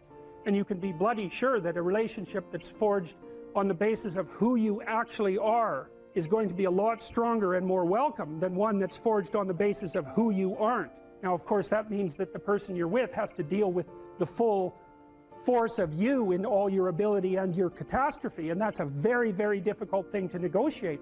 But if you do negotiate it, well, at least you have something, you have somewhere solid to stand, and you have somewhere to live, you have a real life, and it's a great basis upon which to bring children into the world, for example, because you can have an actual relationship with them instead of torturing them half to death, which is what happens in a tremendously large minority of cases. Well, it's more than that too, because, and this is what I'll close with, and this is why I wanted to introduce Solzhenitsyn's writings to you. You see, because it isn't merely that your fate depends on whether or not you get your act together and to what degree you decide that you're going to live out your own genuine being. It isn't only your fate, it's the fate of everyone that you're networked with. And so, you know, you think, well, there's 9 billion, 7 billion people in the world. We're going to peak at about 9 billion, by the way, and then it'll decline rapidly. But 7 billion people in the world, and who are you? You're just one little dust mote among that 7 billion. And so it really doesn't matter what you do or don't do, but that's simply not the case. It's the wrong model, because you're at the center of a network. You're a node in a network. Of course, that's even more true now that we have social media. You'll know 1,000 people, at least, over the course of your life. And they'll know 1,000 people each, and that puts you one person away from 1 million, and 2 persons away from 1 billion. And so that's how you're connected. And the things you do, they're like dropping a stone in a pond. The ripples move outward, and they affect things in ways that you can't fully comprehend. And it means that the things that you do and that you don't do are far more important than you think. And so if you act that way, of course, the terror of realizing that is that it actually starts to matter what you do. And you might say, well, that's better than living a meaningless existence. It's better for it to matter. But I mean, if you really asked yourself, would you be so sure if you had the choice? I can live with no responsibility whatsoever. The price I pay is that nothing matters. Or I can reverse it and everything matters. But I have to take the responsibility that's associated with that. It's not so obvious to me that people would take the meaningful path. You know, when you say, well, nihilists suffer dreadfully because there's no meaning in their life, and they still suffer. Yeah, but the advantage is they have no responsibility. So that's the payoff, and I actually think that's the motivation. Say, well, I can't help being nihilistic. All my belief systems have collapsed. It's like, yeah, maybe. Maybe you've just allowed them to collapse because it's a hell of a lot easier than acting them out. And the price you pay is some meaningless suffering, but you can always whine about that and people will feel sorry for you, and you have the option of taking the pathway of the martyr, so that's a pretty good deal, all things considered, especially when the alternative is to bear your burden properly and to live forthrightly in the world. Well, what Solzhenitsyn figured out, and so many people in the 20th century, it's not just him, even though he's the best example, is that if you live a pathological life, you pathologize your society. And if enough people do that, then it's hell. Really, really. And you can read the Gulag Archipelago if you have the fortitude to do that, and you'll see exactly what hell is like. And then you can decide if that's a place you'd like to visit, or even more importantly, if it's a place you'd like to visit and take all your family and friends. Because that's what happened in the 20th century.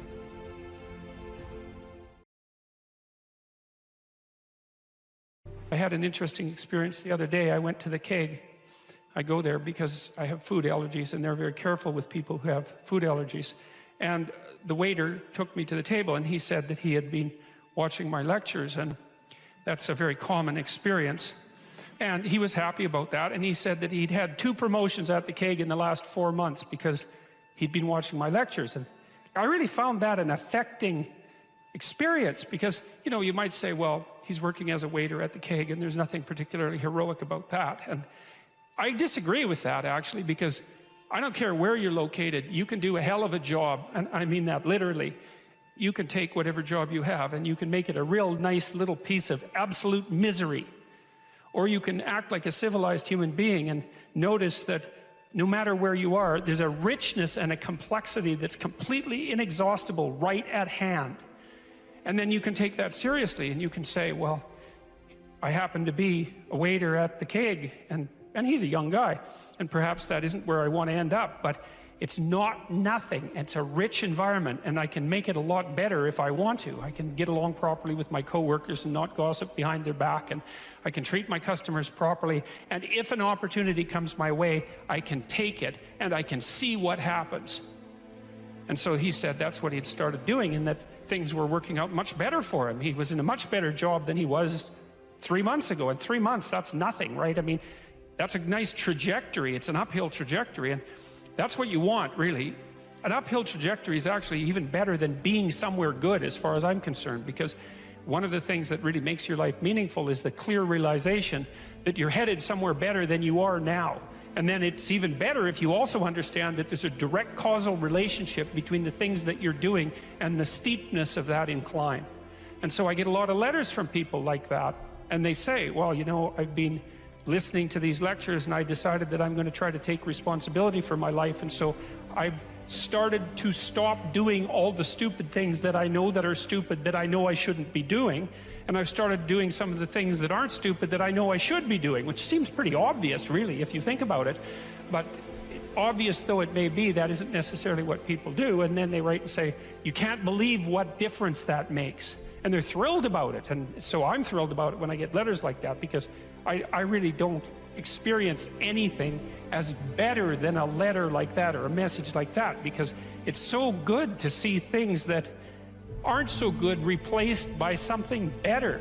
And I really do think it's an open question. I truly believe it's an open question to what degree we could make things better if that's what we actually aimed at doing. Well, there's two modes of being in the world, right? There's one where you adopt the responsibility for living properly, for being properly, and you make the sacrifices necessary for doing that, and then everything will flourish properly. And the other one is a pathway of resentment and bitterness and rejection and murder and genocide, and that just seems exactly right to me. And so if the positive path beckons, if you can actually see what it is, if you can lower yourself enough to see what it is. Carl Jung said once that modern people didn't see God because they didn't look low enough. It's a phrase I really, really like, because people denigrate the opportunities that are right in front of them. And there's no reason to do that, because what's right in front of you is the majesty of being. That's what's right in front of you. It's inexhaustibly complex and full of potential, and there's no reason to assume that wherever you happen to be isn't as good a starting place as anywhere else. Now, you know, I know some people have terrible, terrible lives. They're in situations that are absolutely unbearable.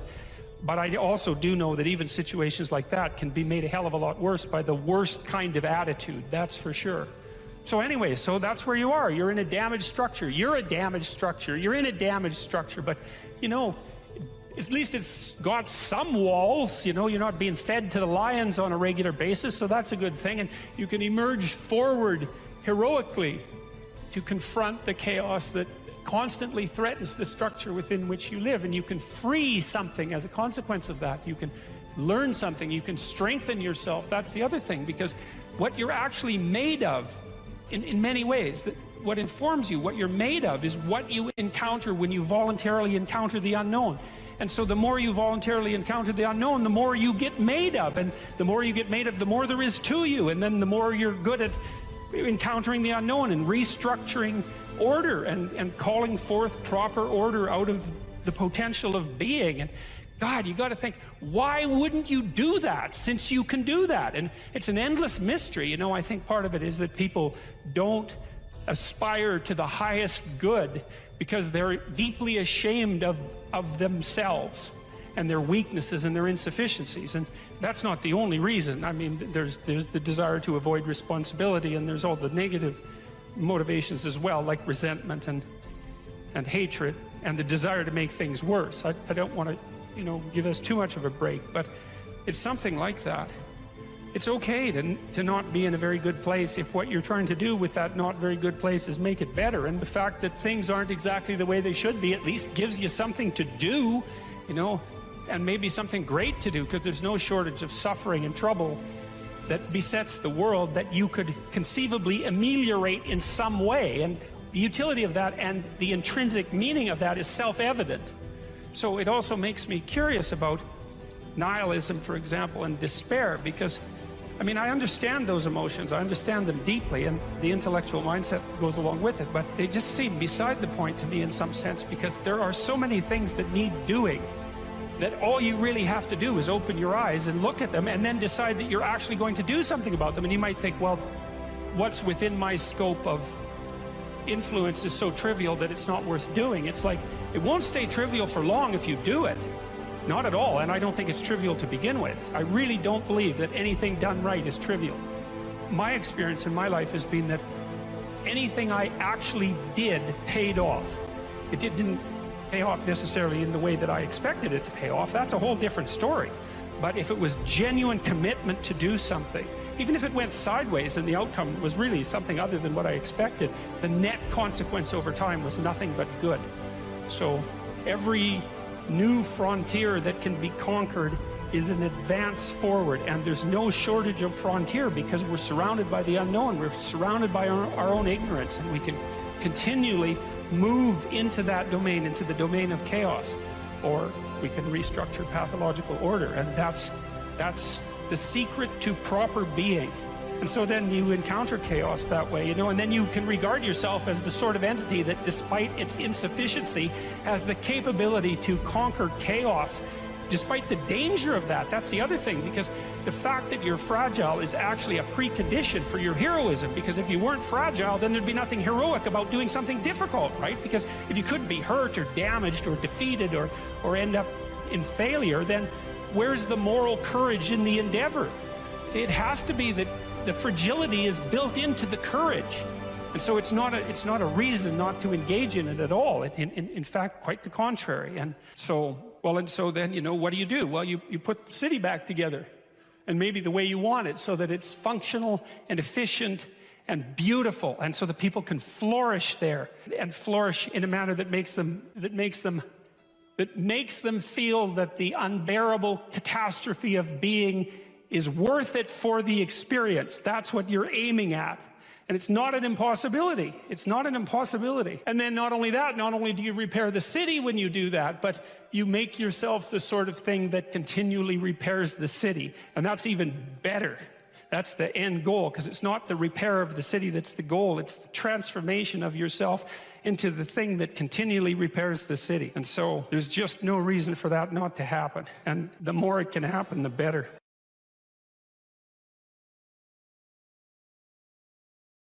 What steps should someone take to start developing delayed gratification when they constantly give in to instant gratification?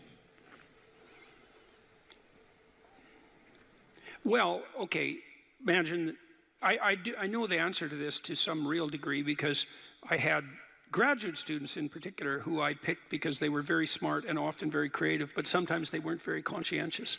So they had a hard time delaying gratification. And so, well, I would say, if you would like to discipline yourself, which is a very good idea, you need to pick a direction. Pick a direction you want to go first. Pick a goal you would like to attain, and a medium to long-term goal. You might imagine something you need and want, some attainment that would motivate, whose pursuit would motivate you. And you can ask yourself that. It's a good question to ask yourself in general, you know. This is a very good question to ask yourself, is if you could have what you needed and wanted, what would that be? And that's a meditative question. You don't want to force an answer out of yourself. You want to ask yourself that like you would ask someone else. If I could have what I wanted, what would that look like? And you can ask yourself that in a more differentiated way. If I could have the relationship that I needed and wanted, if I could have the friendships, if I could have the job or career, if I could have the educational pathway, if I could adopt civic responsibility in an optimized manner, if I could engage in some creative enterprise, if I took care of myself properly, if I regulated my susceptibility to temptations, what would that look like if it was optimized? And then that sets you up a goal that has some motivational force. This is worth doing. And then you might find, well, you don't do it anyways. And then I would say, well, that's because you're biting off more than you can chew.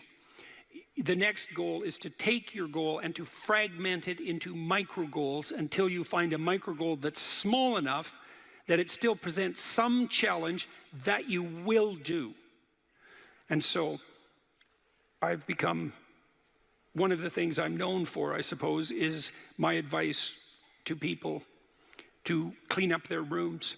And the people who think I'm their enemy laugh about that rule because of its simplicity, let's say. But the only reason they think it's simple is because they've never tried it. It's actually extremely difficult. And it was very frequently the case that, well, it's very difficult to put your room, your office, your bedroom in order. I mean, you think about your bedroom, hypothetically, let's say you're married, you share that room with someone else. Is your bedroom in order? Really? And I don't just mean, you know, is it neat? Maybe it's too neat. Maybe it's too orderly. Maybe it's too sterile. Maybe it's too bare. Maybe that characterizes your whole bloody relationship. Maybe, really, and maybe that is genuinely reflected in the state of your room, because it's very probable that that room is a microcosm of your marriage. It's highly probable. And so what that would mean is to organize that room would require the organization of your marital life, not least because if you want to put that room in order, you're going to have to negotiate with your wife about how that's going to be done. And while you're making that negotiation, even in relationship to the micro details, you're going to encounter almost everything that's wrong with your relationship. And so, you know, you might ask yourself when you walk into your bedroom, I hate this bedroom. It's like, you should really think that through. And then you need to think through what you would need to do so that you love that room. Or even more complexly, so that you both loved it. Because that's a tough thing to attain, boy. Because you're going to have differences in taste. You're going to have differences in orderliness. There's all sorts of things that you're going to have to negotiate in order to make that room you both inhabit jointly desirable. Anyways, you set yourself a goal. Ask yourself what goal you want to set. And then break the goal down into steps that are small enough so that even someone as pathetic as you could manage them.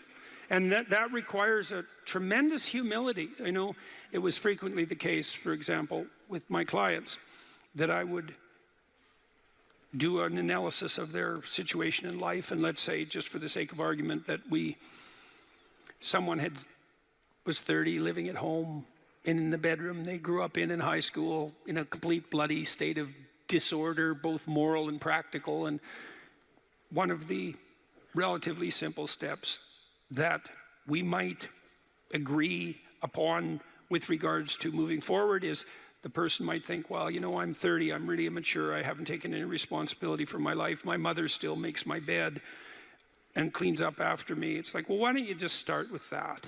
You know, because you're not going to just fix your life. Why don't you just try to clean up your room like you're a mature 14-year-old instead of a dreadfully dismal 30-year-old.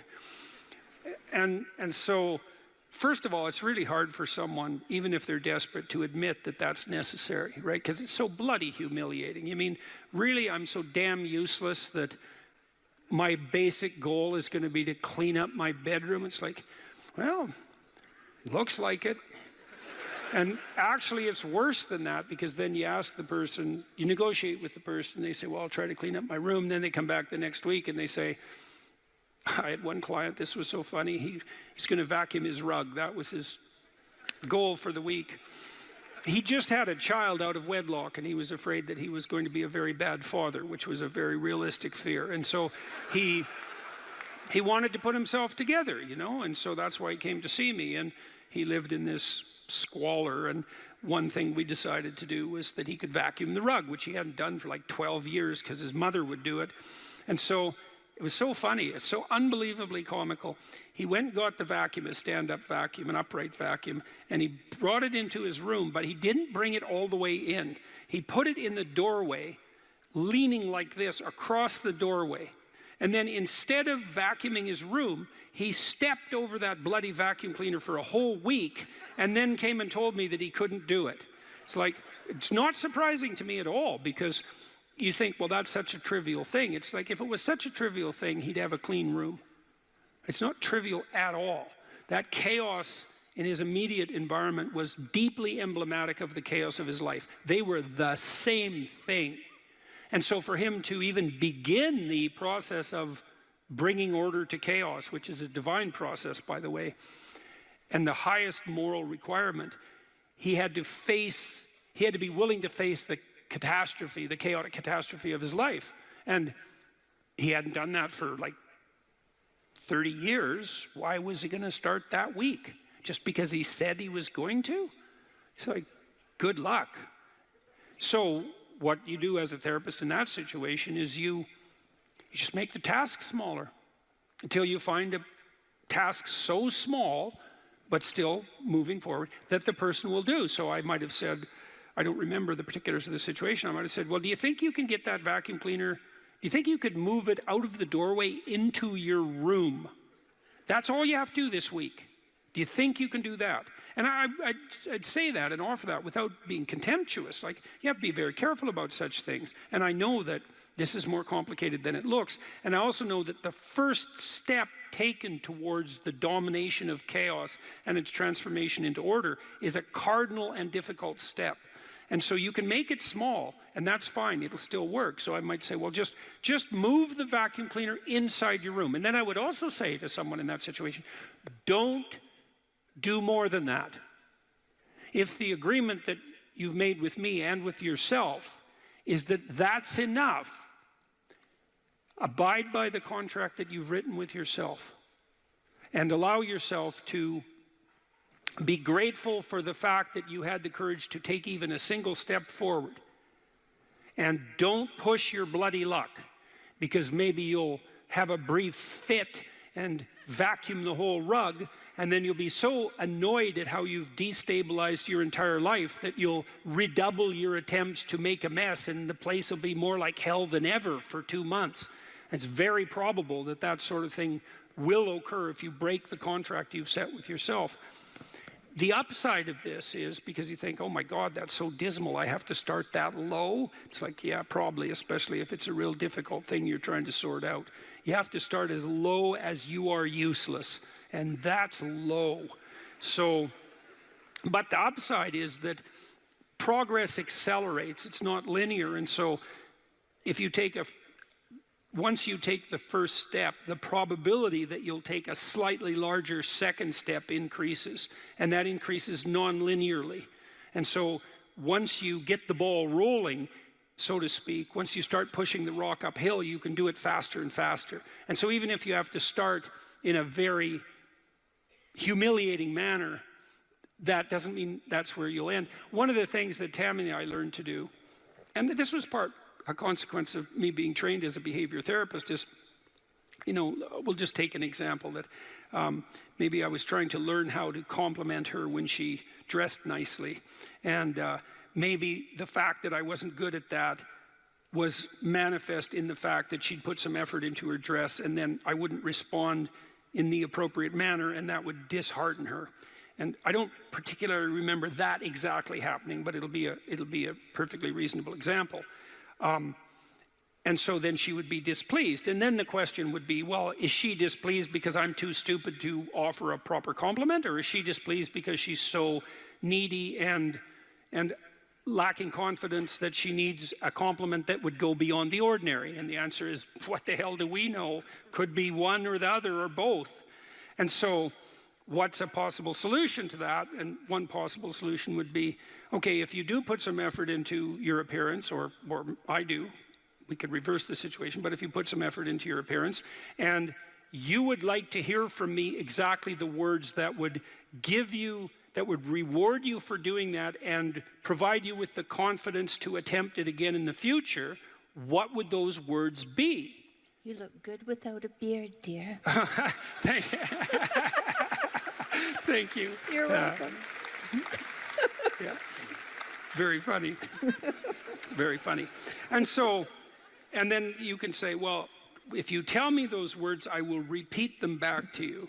And then the person who needs the words might object, well, that's false, it's superficial, it's artificial, it's not spontaneous. And if you really loved me, I wouldn't have to tell you what to say. It's like, well, all of that's wrong. It's like, just because I love you doesn't mean I'm not stupid. And so, in fact, I love you might even be evidence that I am, in fact, stupid.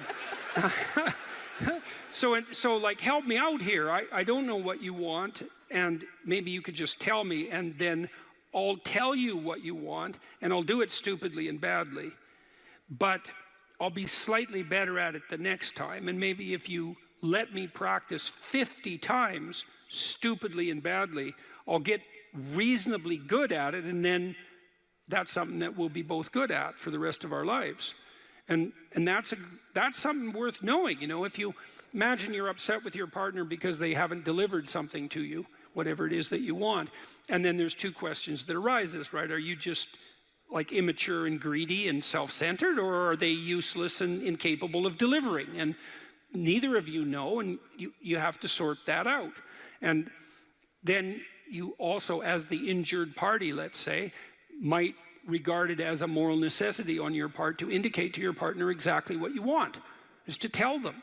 Like, it looks to me like if you did this or said this, then that would satisfy me. And then you might say, well, is that reasonable? Do you feel that it would be reasonable for you to offer that? Would you be willing to offer that? Am I pushing you too far? Those are all things that have to be sorted out. And then you can practice that, and you can practice that with the resolution of every dispute that emerges. If you're willing to take to yourself the responsibility of communicating to your partner your conditions for satisfaction, it means you have to admit them to yourself too, which is also very difficult. And then you can help your partner take stupid incremental steps forward, in the direction that you'd like to see expand, and then you can get better at that. And it's unbelievably useful. You can get better at how you have dinner together, or breakfast or lunch. Those things repeat every day, so they're very important. You can get better at how you greet each other when you come home. You can get better at the routine that you fall into, let's say, when you go to bed at night or when you wake up in the morning. All these things that repeat, because that's your life, the things that repeat. You can conceptualize how you might like them to be ordered if they were undertaken in an optimal manner, and you can start incrementally moving forward to that. And you can do that by communicating what you need and want, and by carefully rewarding your partner for taking the appropriate incremental steps forward. And so if you're trying to discipline yourself, you make a goal, you break it down into micro goals, and you implement the micro goals and reward yourself for doing so. And if you do that reliably and you make that a practice, that you'll become more disciplined across time, and you'll move towards the fulfillment of your goals. And that's practically how that's the practical guide for success on that front.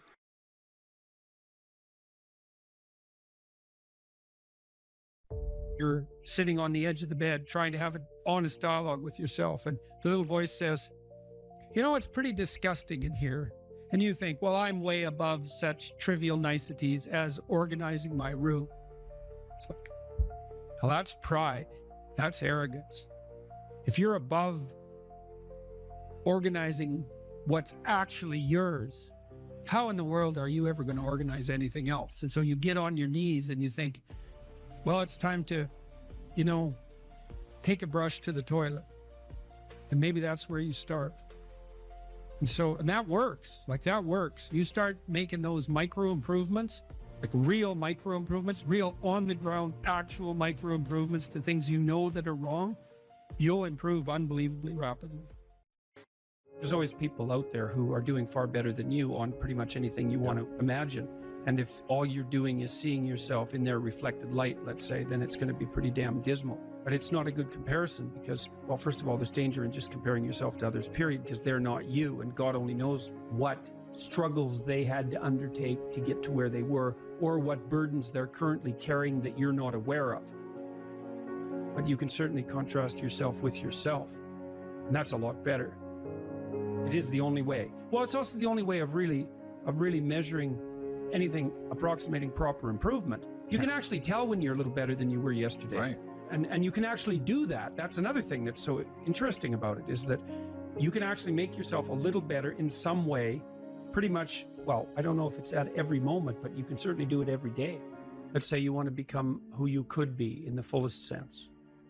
So let's say you're someone who's going to solve some serious problems. Okay, the first thing you have to do is admit to the seriousness of the problems. That's no joke. And so the first thing is just the terror of the problem itself. And that's enough to paralyze you, right? And that's the Hydra, that's the Gorgon with the head of snakes. It'll paralyze you and turn you to stone. That's the basilisk in the Harry Potter series. Mm-hmm.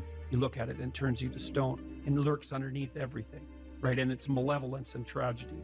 And so there's that. And then the next is, well, you're going to take responsibility for that. You're really going to do that, are you?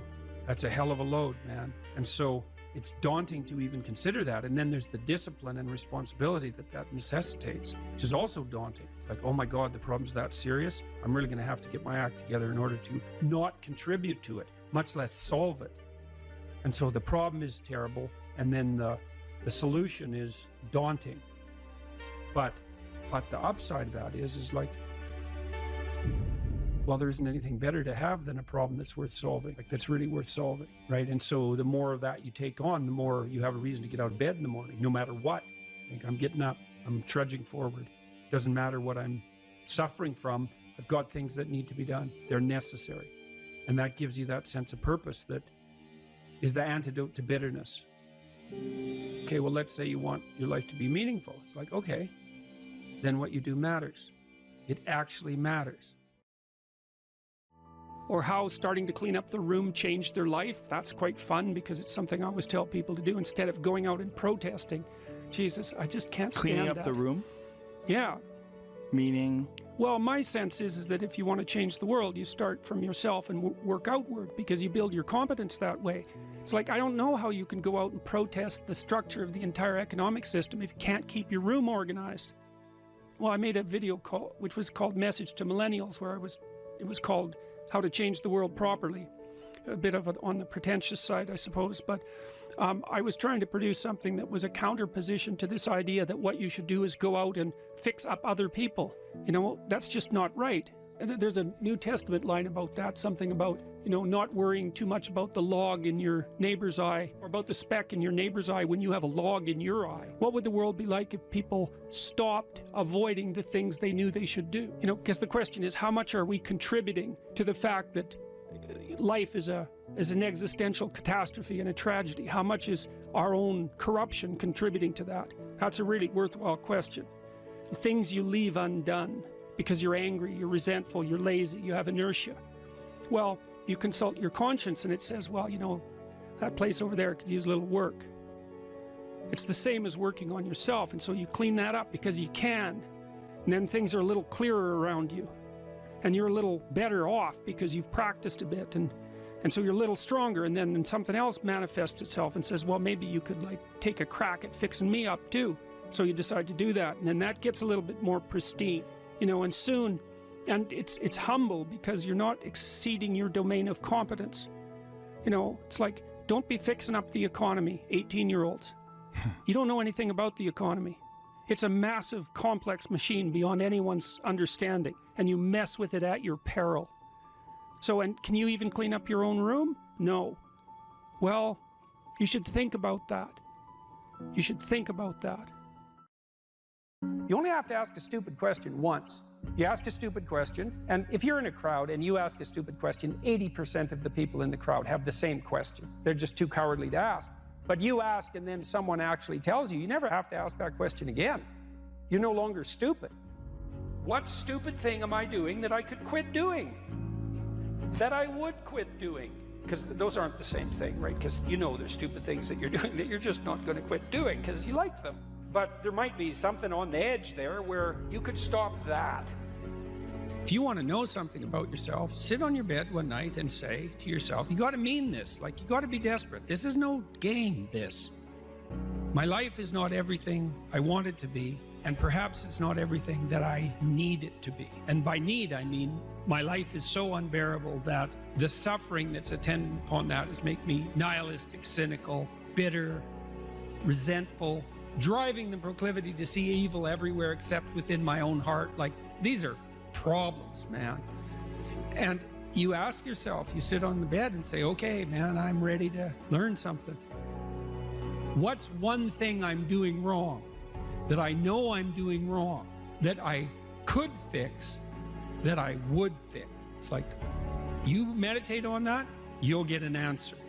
And it won't be one you want, but it'll be the necessary one. You know, and it's often something that will point you to small things. Like, that works. You start making those micro improvements, like real micro improvements, real on the ground, actual micro improvements to things you know that are wrong, you'll improve unbelievably rapidly. There's never been a better time for the majority of people to be alive. And the future, although we're vulnerable and terrible things can always happen to us, it's hard to make a case that the future doesn't look comparatively positive. We're becoming extremely technologically sophisticated, and the world is changing at an incredibly rapid rate, and the only way we're going to be able to manage that in a positive way is if each of us, or as many of us as possible, are capable of making wise and careful and truthful decisions. And if we do that, then maybe things can continue to improve. You don't get people to stand up on their own 2 feet and to adopt responsibility if everything is given to them. And that's a real conundrum.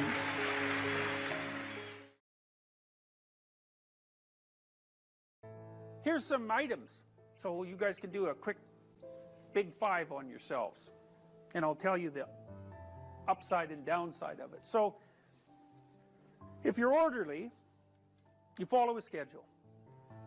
How many of you follow a schedule? Okay, and how many of you don't? Okay, so one thing I would recommend is that you do.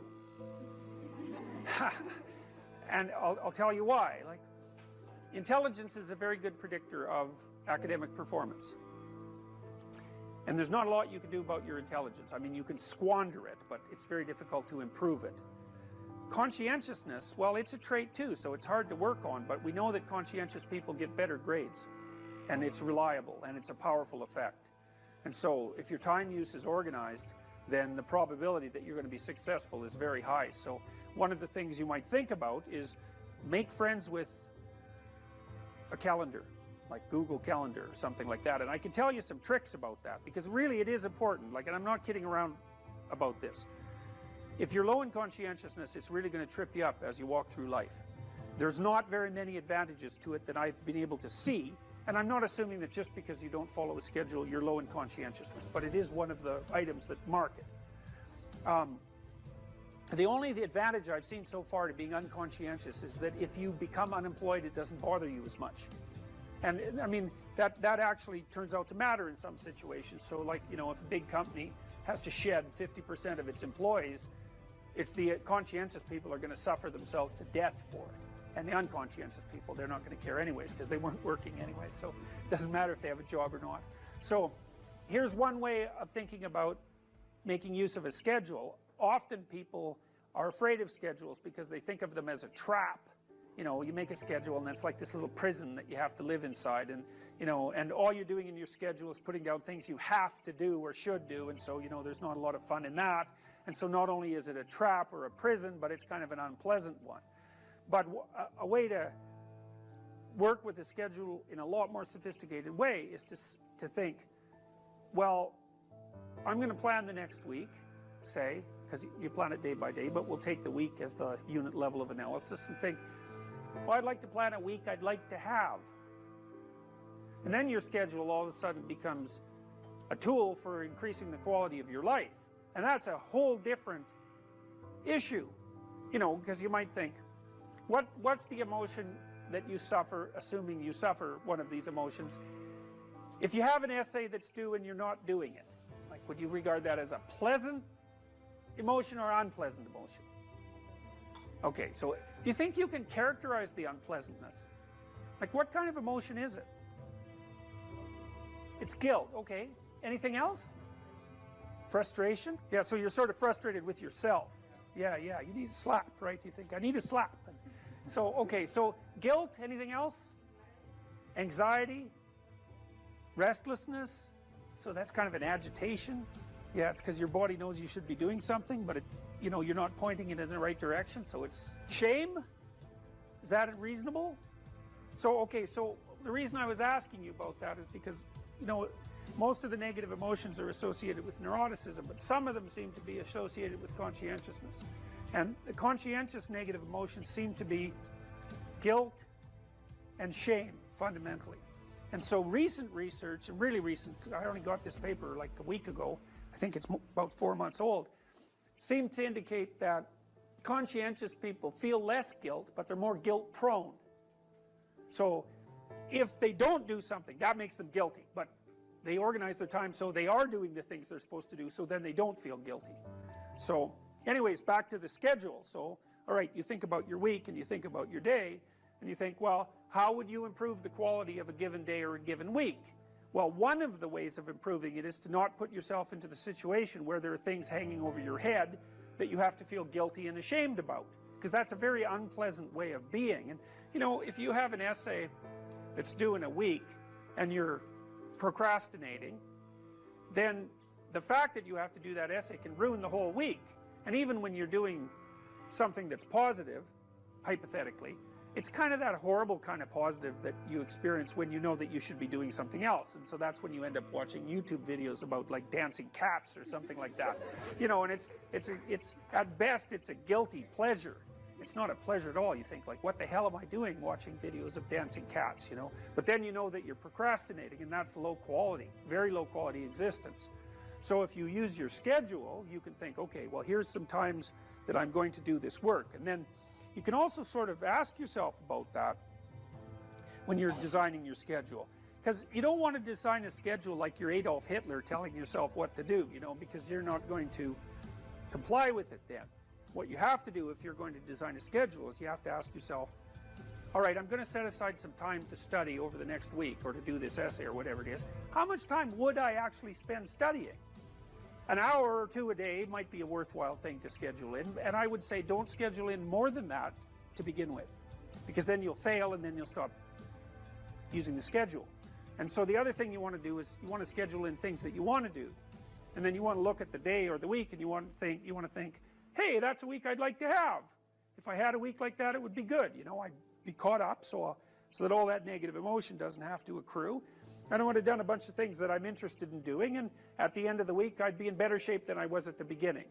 And if you treat a schedule like that, so that what you're using it is to design the days and weeks that you want to have, instead of using it as this little, you know, jail that you have to put yourself in that you're not going to do anyways, then you can learn to use them. And that's one thing you can do to make yourself more industrious, more conscientious. Follow a schedule.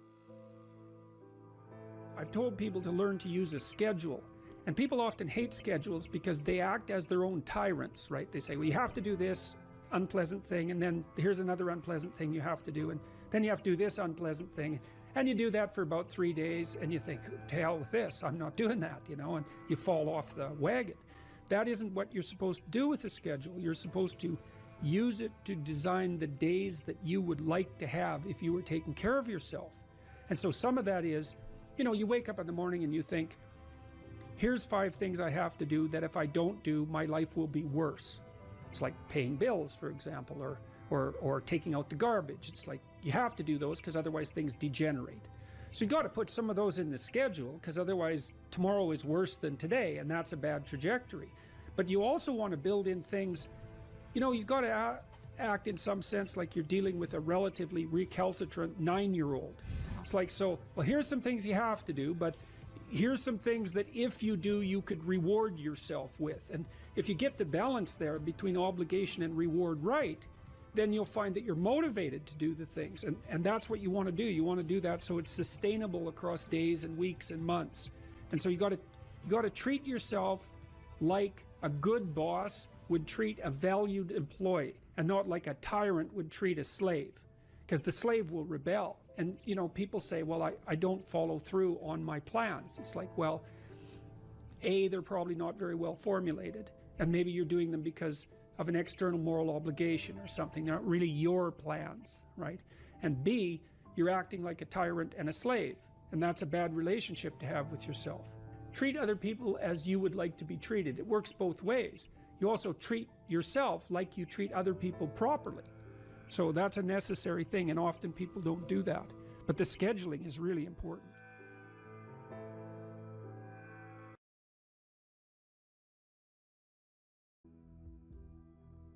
I had lots of clients and students who were chaotic in their orientation to life. They didn't know what to do, and they didn't know what to do about not knowing what to do. It's like, I don't know what to do with my life, and I don't know what to do about my ignorance. And my reaction to that, in some sense, wasn't exactly the reaction of a clinician, because not a typical clinician, because typical clinicians are liberal Protestant in their fundamental orientation, and they tend to think of psychological development as something like self-actualization, right? It's really a development process. But that wasn't my observation, partly influenced by the developmental psychologist Jean Piaget. I had a more communitarian view of human development than that, and my observation was that most people find the cardinal meanings in their life not as a consequence of the development of their self, whatever that is, but in service to other people, in the adoption of responsibility. You know, because you're told, be responsible, and it's a finger-wagging thing again, you know, that if you were a good person, you be responsible, you do your duty. But no one ever says, well, because that's where you find the abiding meaning in your life, and you need that meaning to sustain you through suffering. And that's definitely the case. You know, I was very ill for a number of years, and a lot of what got me through that wasn't my own special nature, let's say, but the support of my family and the support of my friends and the support of the broader community made a huge difference, not only psychologically, because I knew people were supporting me, but also practically. You build yourself a community, you sacrifice yourself in the service of other people, not so much because you should, although you should, but because that is where meaning is to be found, and you need a deep meaning to sustain you through tragedy. That's the arc. And you find that deep meaning, and you know, there's a notion that it's better to give to receive than to receive, and it sounds like a Hallmark greeting card in some sense, and people are cynical about that too. Well, yeah, you say that because you should be good and think that, but if you watch yourself, you'll see that it's true, because one of the things that's been really pronounced element in my life is that, you know, people thank me from time to time for things that I've done or said, and there isn't a better experience than that, you know, that you've put something out that's actually a manifestation of what you truly believe, and the consequence of that is part of the redemptive process for someone else. There is nothing that's better than that. Zero, nothing.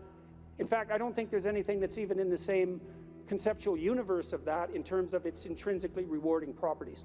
There's nothing better than to have people, perhaps particularly people you've never met, tell you that what you have been doing has had a salutary effect on their lives. And so that's a hell of a fine thing to aim for. And why not aim for it, you know? Because you could do it.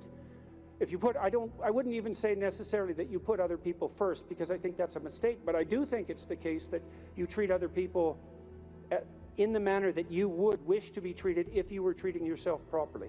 And that's also a sophisticated thing, right? To learn to treat yourself properly. Because that doesn't mean you get to fulfill every momentary whim, because that's what you do when you're 2, and 2-year-olds can't live without their parents. You know, you have to be wise enough to govern your current behavior in light of the future. And that's really what it means to be an adult. It's what it means to forestall gratification and to attain the responsibility of an adult. And the reason that you should do that, because you should, is because it's actually better, you know, in all ways. It's a panacea for suffering to adopt that responsibility.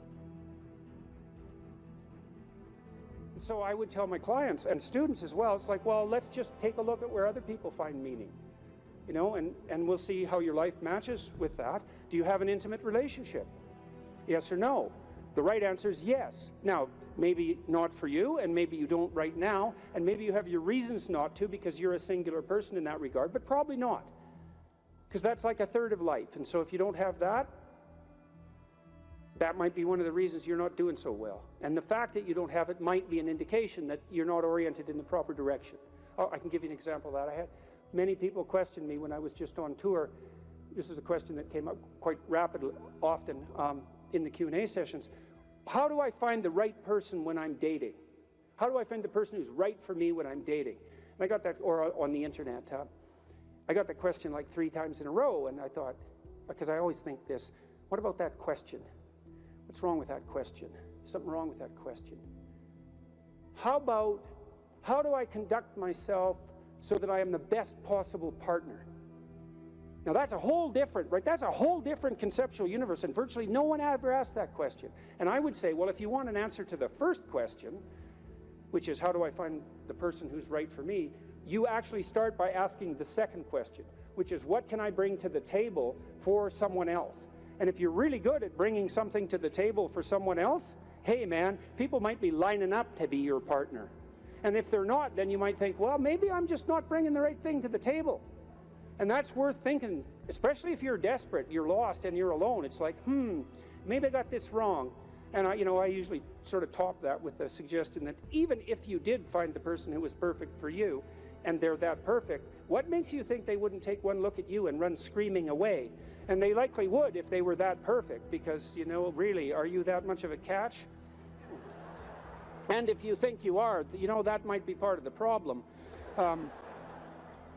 So look, so that's one, right? Intimate relationship. So I would say to you at the crossroads, develop a vision for your relationship. You know, there's a gospel saying, which is, of course, impossible to comprehend or believe.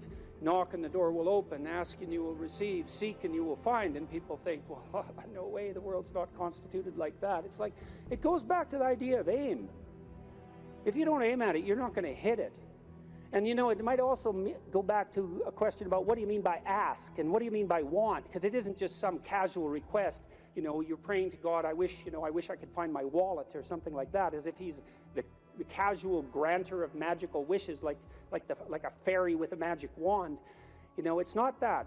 Asking means something like this: I am willing to give up everything that I'm doing wrong so that I can put things right, if I could know what right was. And that's you're on your knees when you say that, man. And maybe if you're on your knees, you get the answer. And so that's worth thinking about. So, you know, if you knocked and you wanted to walk through and you asked and you wanted to learn, you know, and you sought because you wanted to find, maybe you would receive and be answered and find, but not without aim. And so I might say, well, look, if you could have the relationship you wanted, you get to have the relationship you want and need, but you have to know what it is. And so then you need a vision of that. It's like, and a developed vision, you know? Not, I need to find the person right for me. It's like, what do you mean by that? You know? How are you going to treat your partner when they come home from work? How about something that concrete? Or how would you like to be treated when you come home from work? Or what sort of partner do you want in relationship to their attitude towards children? You have to make it real, you know, like it's the story of your own life, which, by the way, it is. And then maybe you find it, because at least once you've developed the vision, if it manifests itself, you'll recognize it. That's something. Why don't you set your family right? No, you need siblings. Maybe you don't have them. Set your relationship with your parents right. Fix your relationship with your father, with your mother, with your siblings. The same thing. And then what sort of relationship do you want to have with your children? You know, if you could have what you wanted. I had a very good relationship with my children. My daughter, as I said, was very ill, so that made things complicated. But I had a great relationship, and still do, with my son. It's one of the lights of my life. And we concentrated on making that relationship pristine, you know, both of us, and my wife as well. And so you imagine, well, I want my son to love me. I want my son to respect me, and vice versa. I want a child who can make mature decisions. I want someone I can rely on. I want someone who other people gravitate towards. Because I can have what I want if I'm willing to make the proper sacrifices. And so that's a good thing. Could you set your family straight? Well, you need a job or a career. And so what can you offer, and what can you bring the world in that regard? And then I would say, well, if you're thinking about career success in this Tower of Babel manner, then that's a temptation. But you might think, well, how much good could I do if I had the opportunity in the shortest possible period of time, if I went all in? And then there's an aim, man, there's an aim. And then you might think, well, what would that look like? You know, if I was a light to my community, if I was a light to the people I work with, who would I be if I was like that? And then you can conceptualize that, and you can see when you deviate from it, and why couldn't you correct for the deviations and move towards that? And then you might say, well, are you going to make productive use of your time outside of work? Productive and generous use of your time? Productive, generous, and meaningful use of your time. How about that? You're going to control your susceptibility to temptation, regulate your alcohol and drug use, because alcoholism takes out lots of people. Regulate your sexual temptation. You can control yourself for some reason that's worth controlling yourself for. You know, because there's something to being sybaritic. There's at least the momentary pleasure. It's not nothing. And you're not going to sacrifice that, if you have any sense, unless you sacrifice it to something clearly better.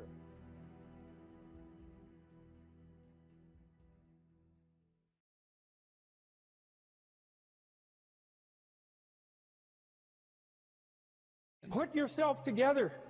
And then maybe if you put yourself together, you know how to do that. You know what's wrong with you, if you'll admit it. You know there's a few things you could, like, polish up a little bit, that you might even be able to manage in your insufficient present condition.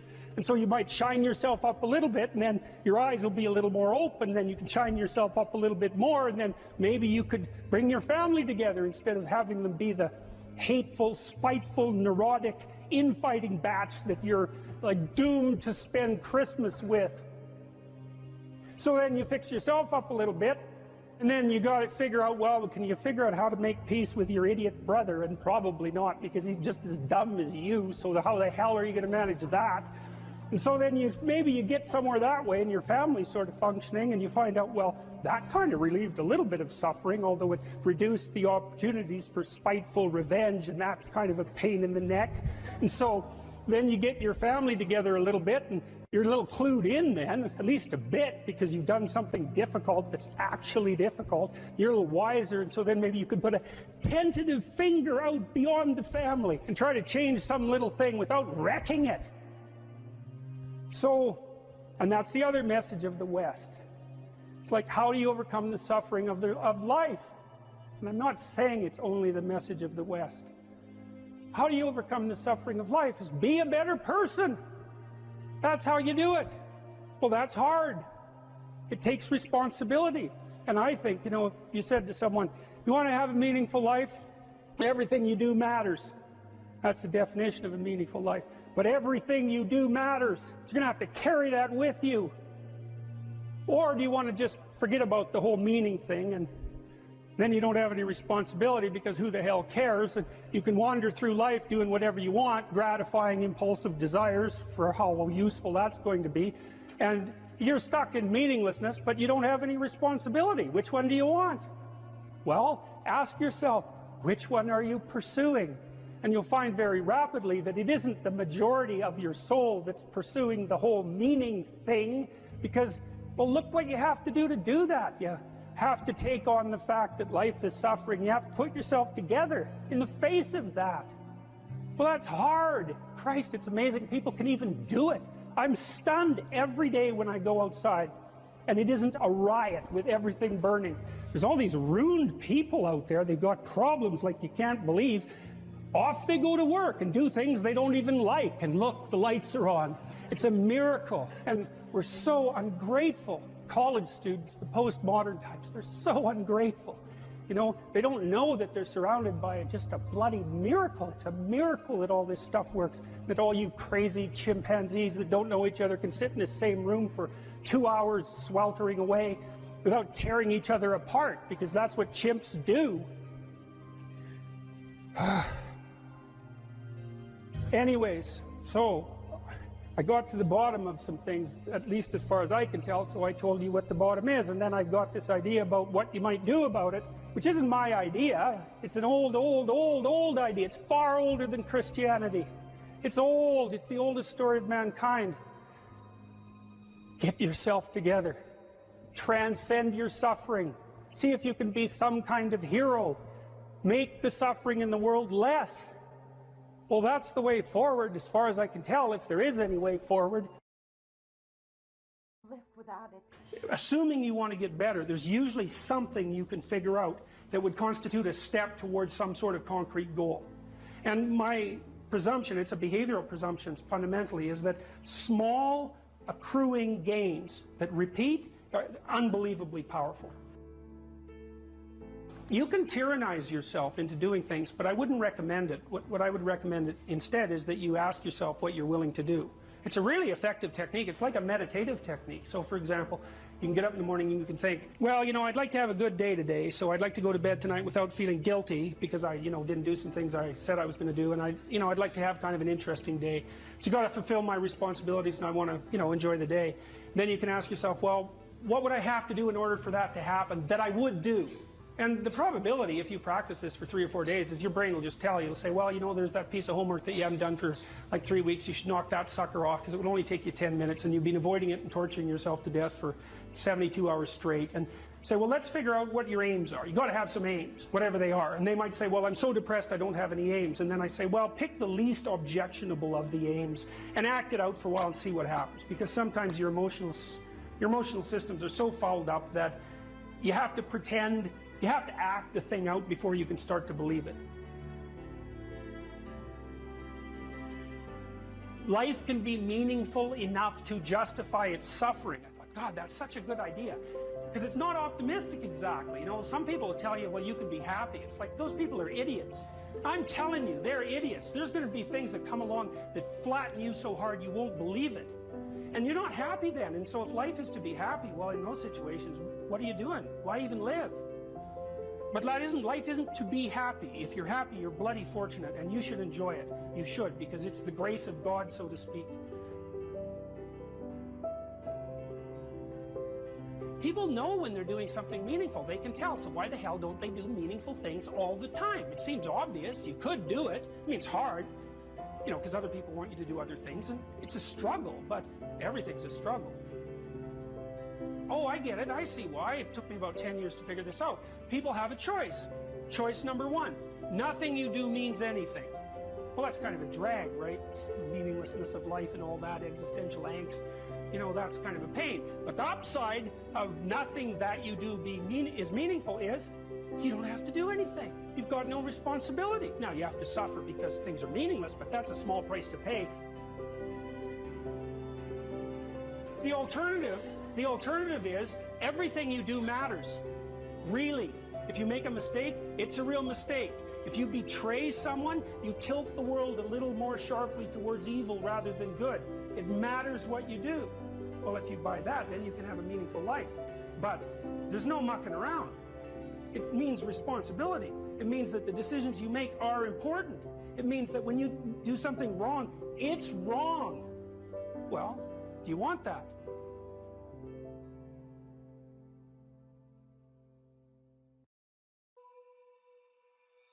We should make a very clear distinction here that often when people are embittered and resentful and feel like they're victims, it's because really awful things have happened to them. Now, not always, but often. And so then the question is, well, if you're in a situation and something really awful is happened to you or has happened to you, then, well, why shouldn't you feel like a victim? And is there a better alternative? And part of what you were trying to lay out in this part of the book is what those better alternatives are. So part of looking for that hero is to find out from someone else's example. In your case, it was your mother, but these other sources that you described of people who were in a sort of hell in an undeniable sense, but who chose in a very real way to make it as good as it could possibly be given the circumstances. And so they had to turn to sources of power, let's say, and strength and fortitude and resilience that weren't, in some sense, obviously associated with the catastrophe. I mean, in your mother's case, it's a pretty tragic situation. She's a young mother, she has young kids, now she has breast cancer, and she fights a losing battle over a period of 5 years. That's pretty bad. And then you have to ask yourself, given that that's obviously pretty bad, how is it even possible that someone could handle that with not only grace and courage, but the kind of grace and courage that leaves their children with an immovable sense of the ability to prevail in the face of the deepest adversity? I mean, that's really something. You said here, thousands have come before you and they did just fine. So quit your complaining. And it's not because you have nothing to complain about. That's not the case. It's that that's not the right approach. The fact is, and this is such an optimistic fact, as well as a judgment in some sense, the fact is that if someone else can do it, so can you. And that's something, right? If you're reading about the great heroes in history, people who are in these terrible situations, and you see someone rise to the occasion, and then you can say, well, that was a person who did that, and I'm a person, and so maybe I have that capacity too, even though I don't know how to approach it. And then some of the rest of your book, much of the rest of your book, I would say in some sense is a guide to help people figure out how they could approach that. One of the things you point out first is, well, notice who you admire. And then maybe try consciously practicing becoming like that. And you know, people are very, very, very, very tough. And it turns out that if you face things, that you can put up with a lot more than you think you can put up with, and you can do it without becoming corrupted. And she did recover quite fully, and much as a consequence of her own machinations, because she figured out what was wrong with her and then took the necessary steps to fix it, which is nothing short of a bloody miracle as far as I'm concerned. And anyways, part of the cat bit is, I actually start by talking about our dog, who actually died about a year ago, but he's still alive in the book. I let people know, because dog lovers love dogs, and if you love cats, then they think you don't like dogs, and then they think they don't like you. So I also point out at the beginning of the chapter that, if you want to pet a dog on the street, that's okay too, so you don't have to get up in arms about it. But the idea is that, you have to be alert when you're suffering. You have to be alert to the beauty in life, the unexpected beauty in life. And that's kind of what I was trying to get across with the idea of the cat. There's this cat that lives across the street from us called Ginger, and Ginger's a Siamese cat. And cats really aren't domesticated, technically speaking. They're still wild animals, but they kind of like people.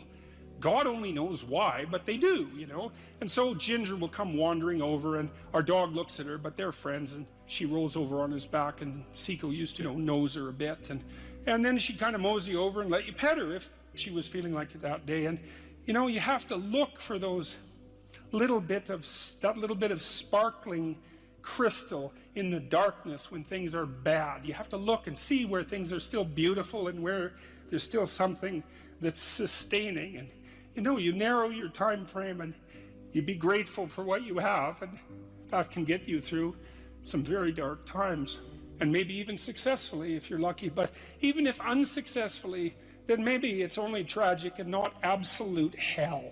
And you can do that, in the worst situation. You can make it only tragic and not hell. And there's a big gap between tragedy and hell. There's nothing worse at a deathbed than to see the people there fighting.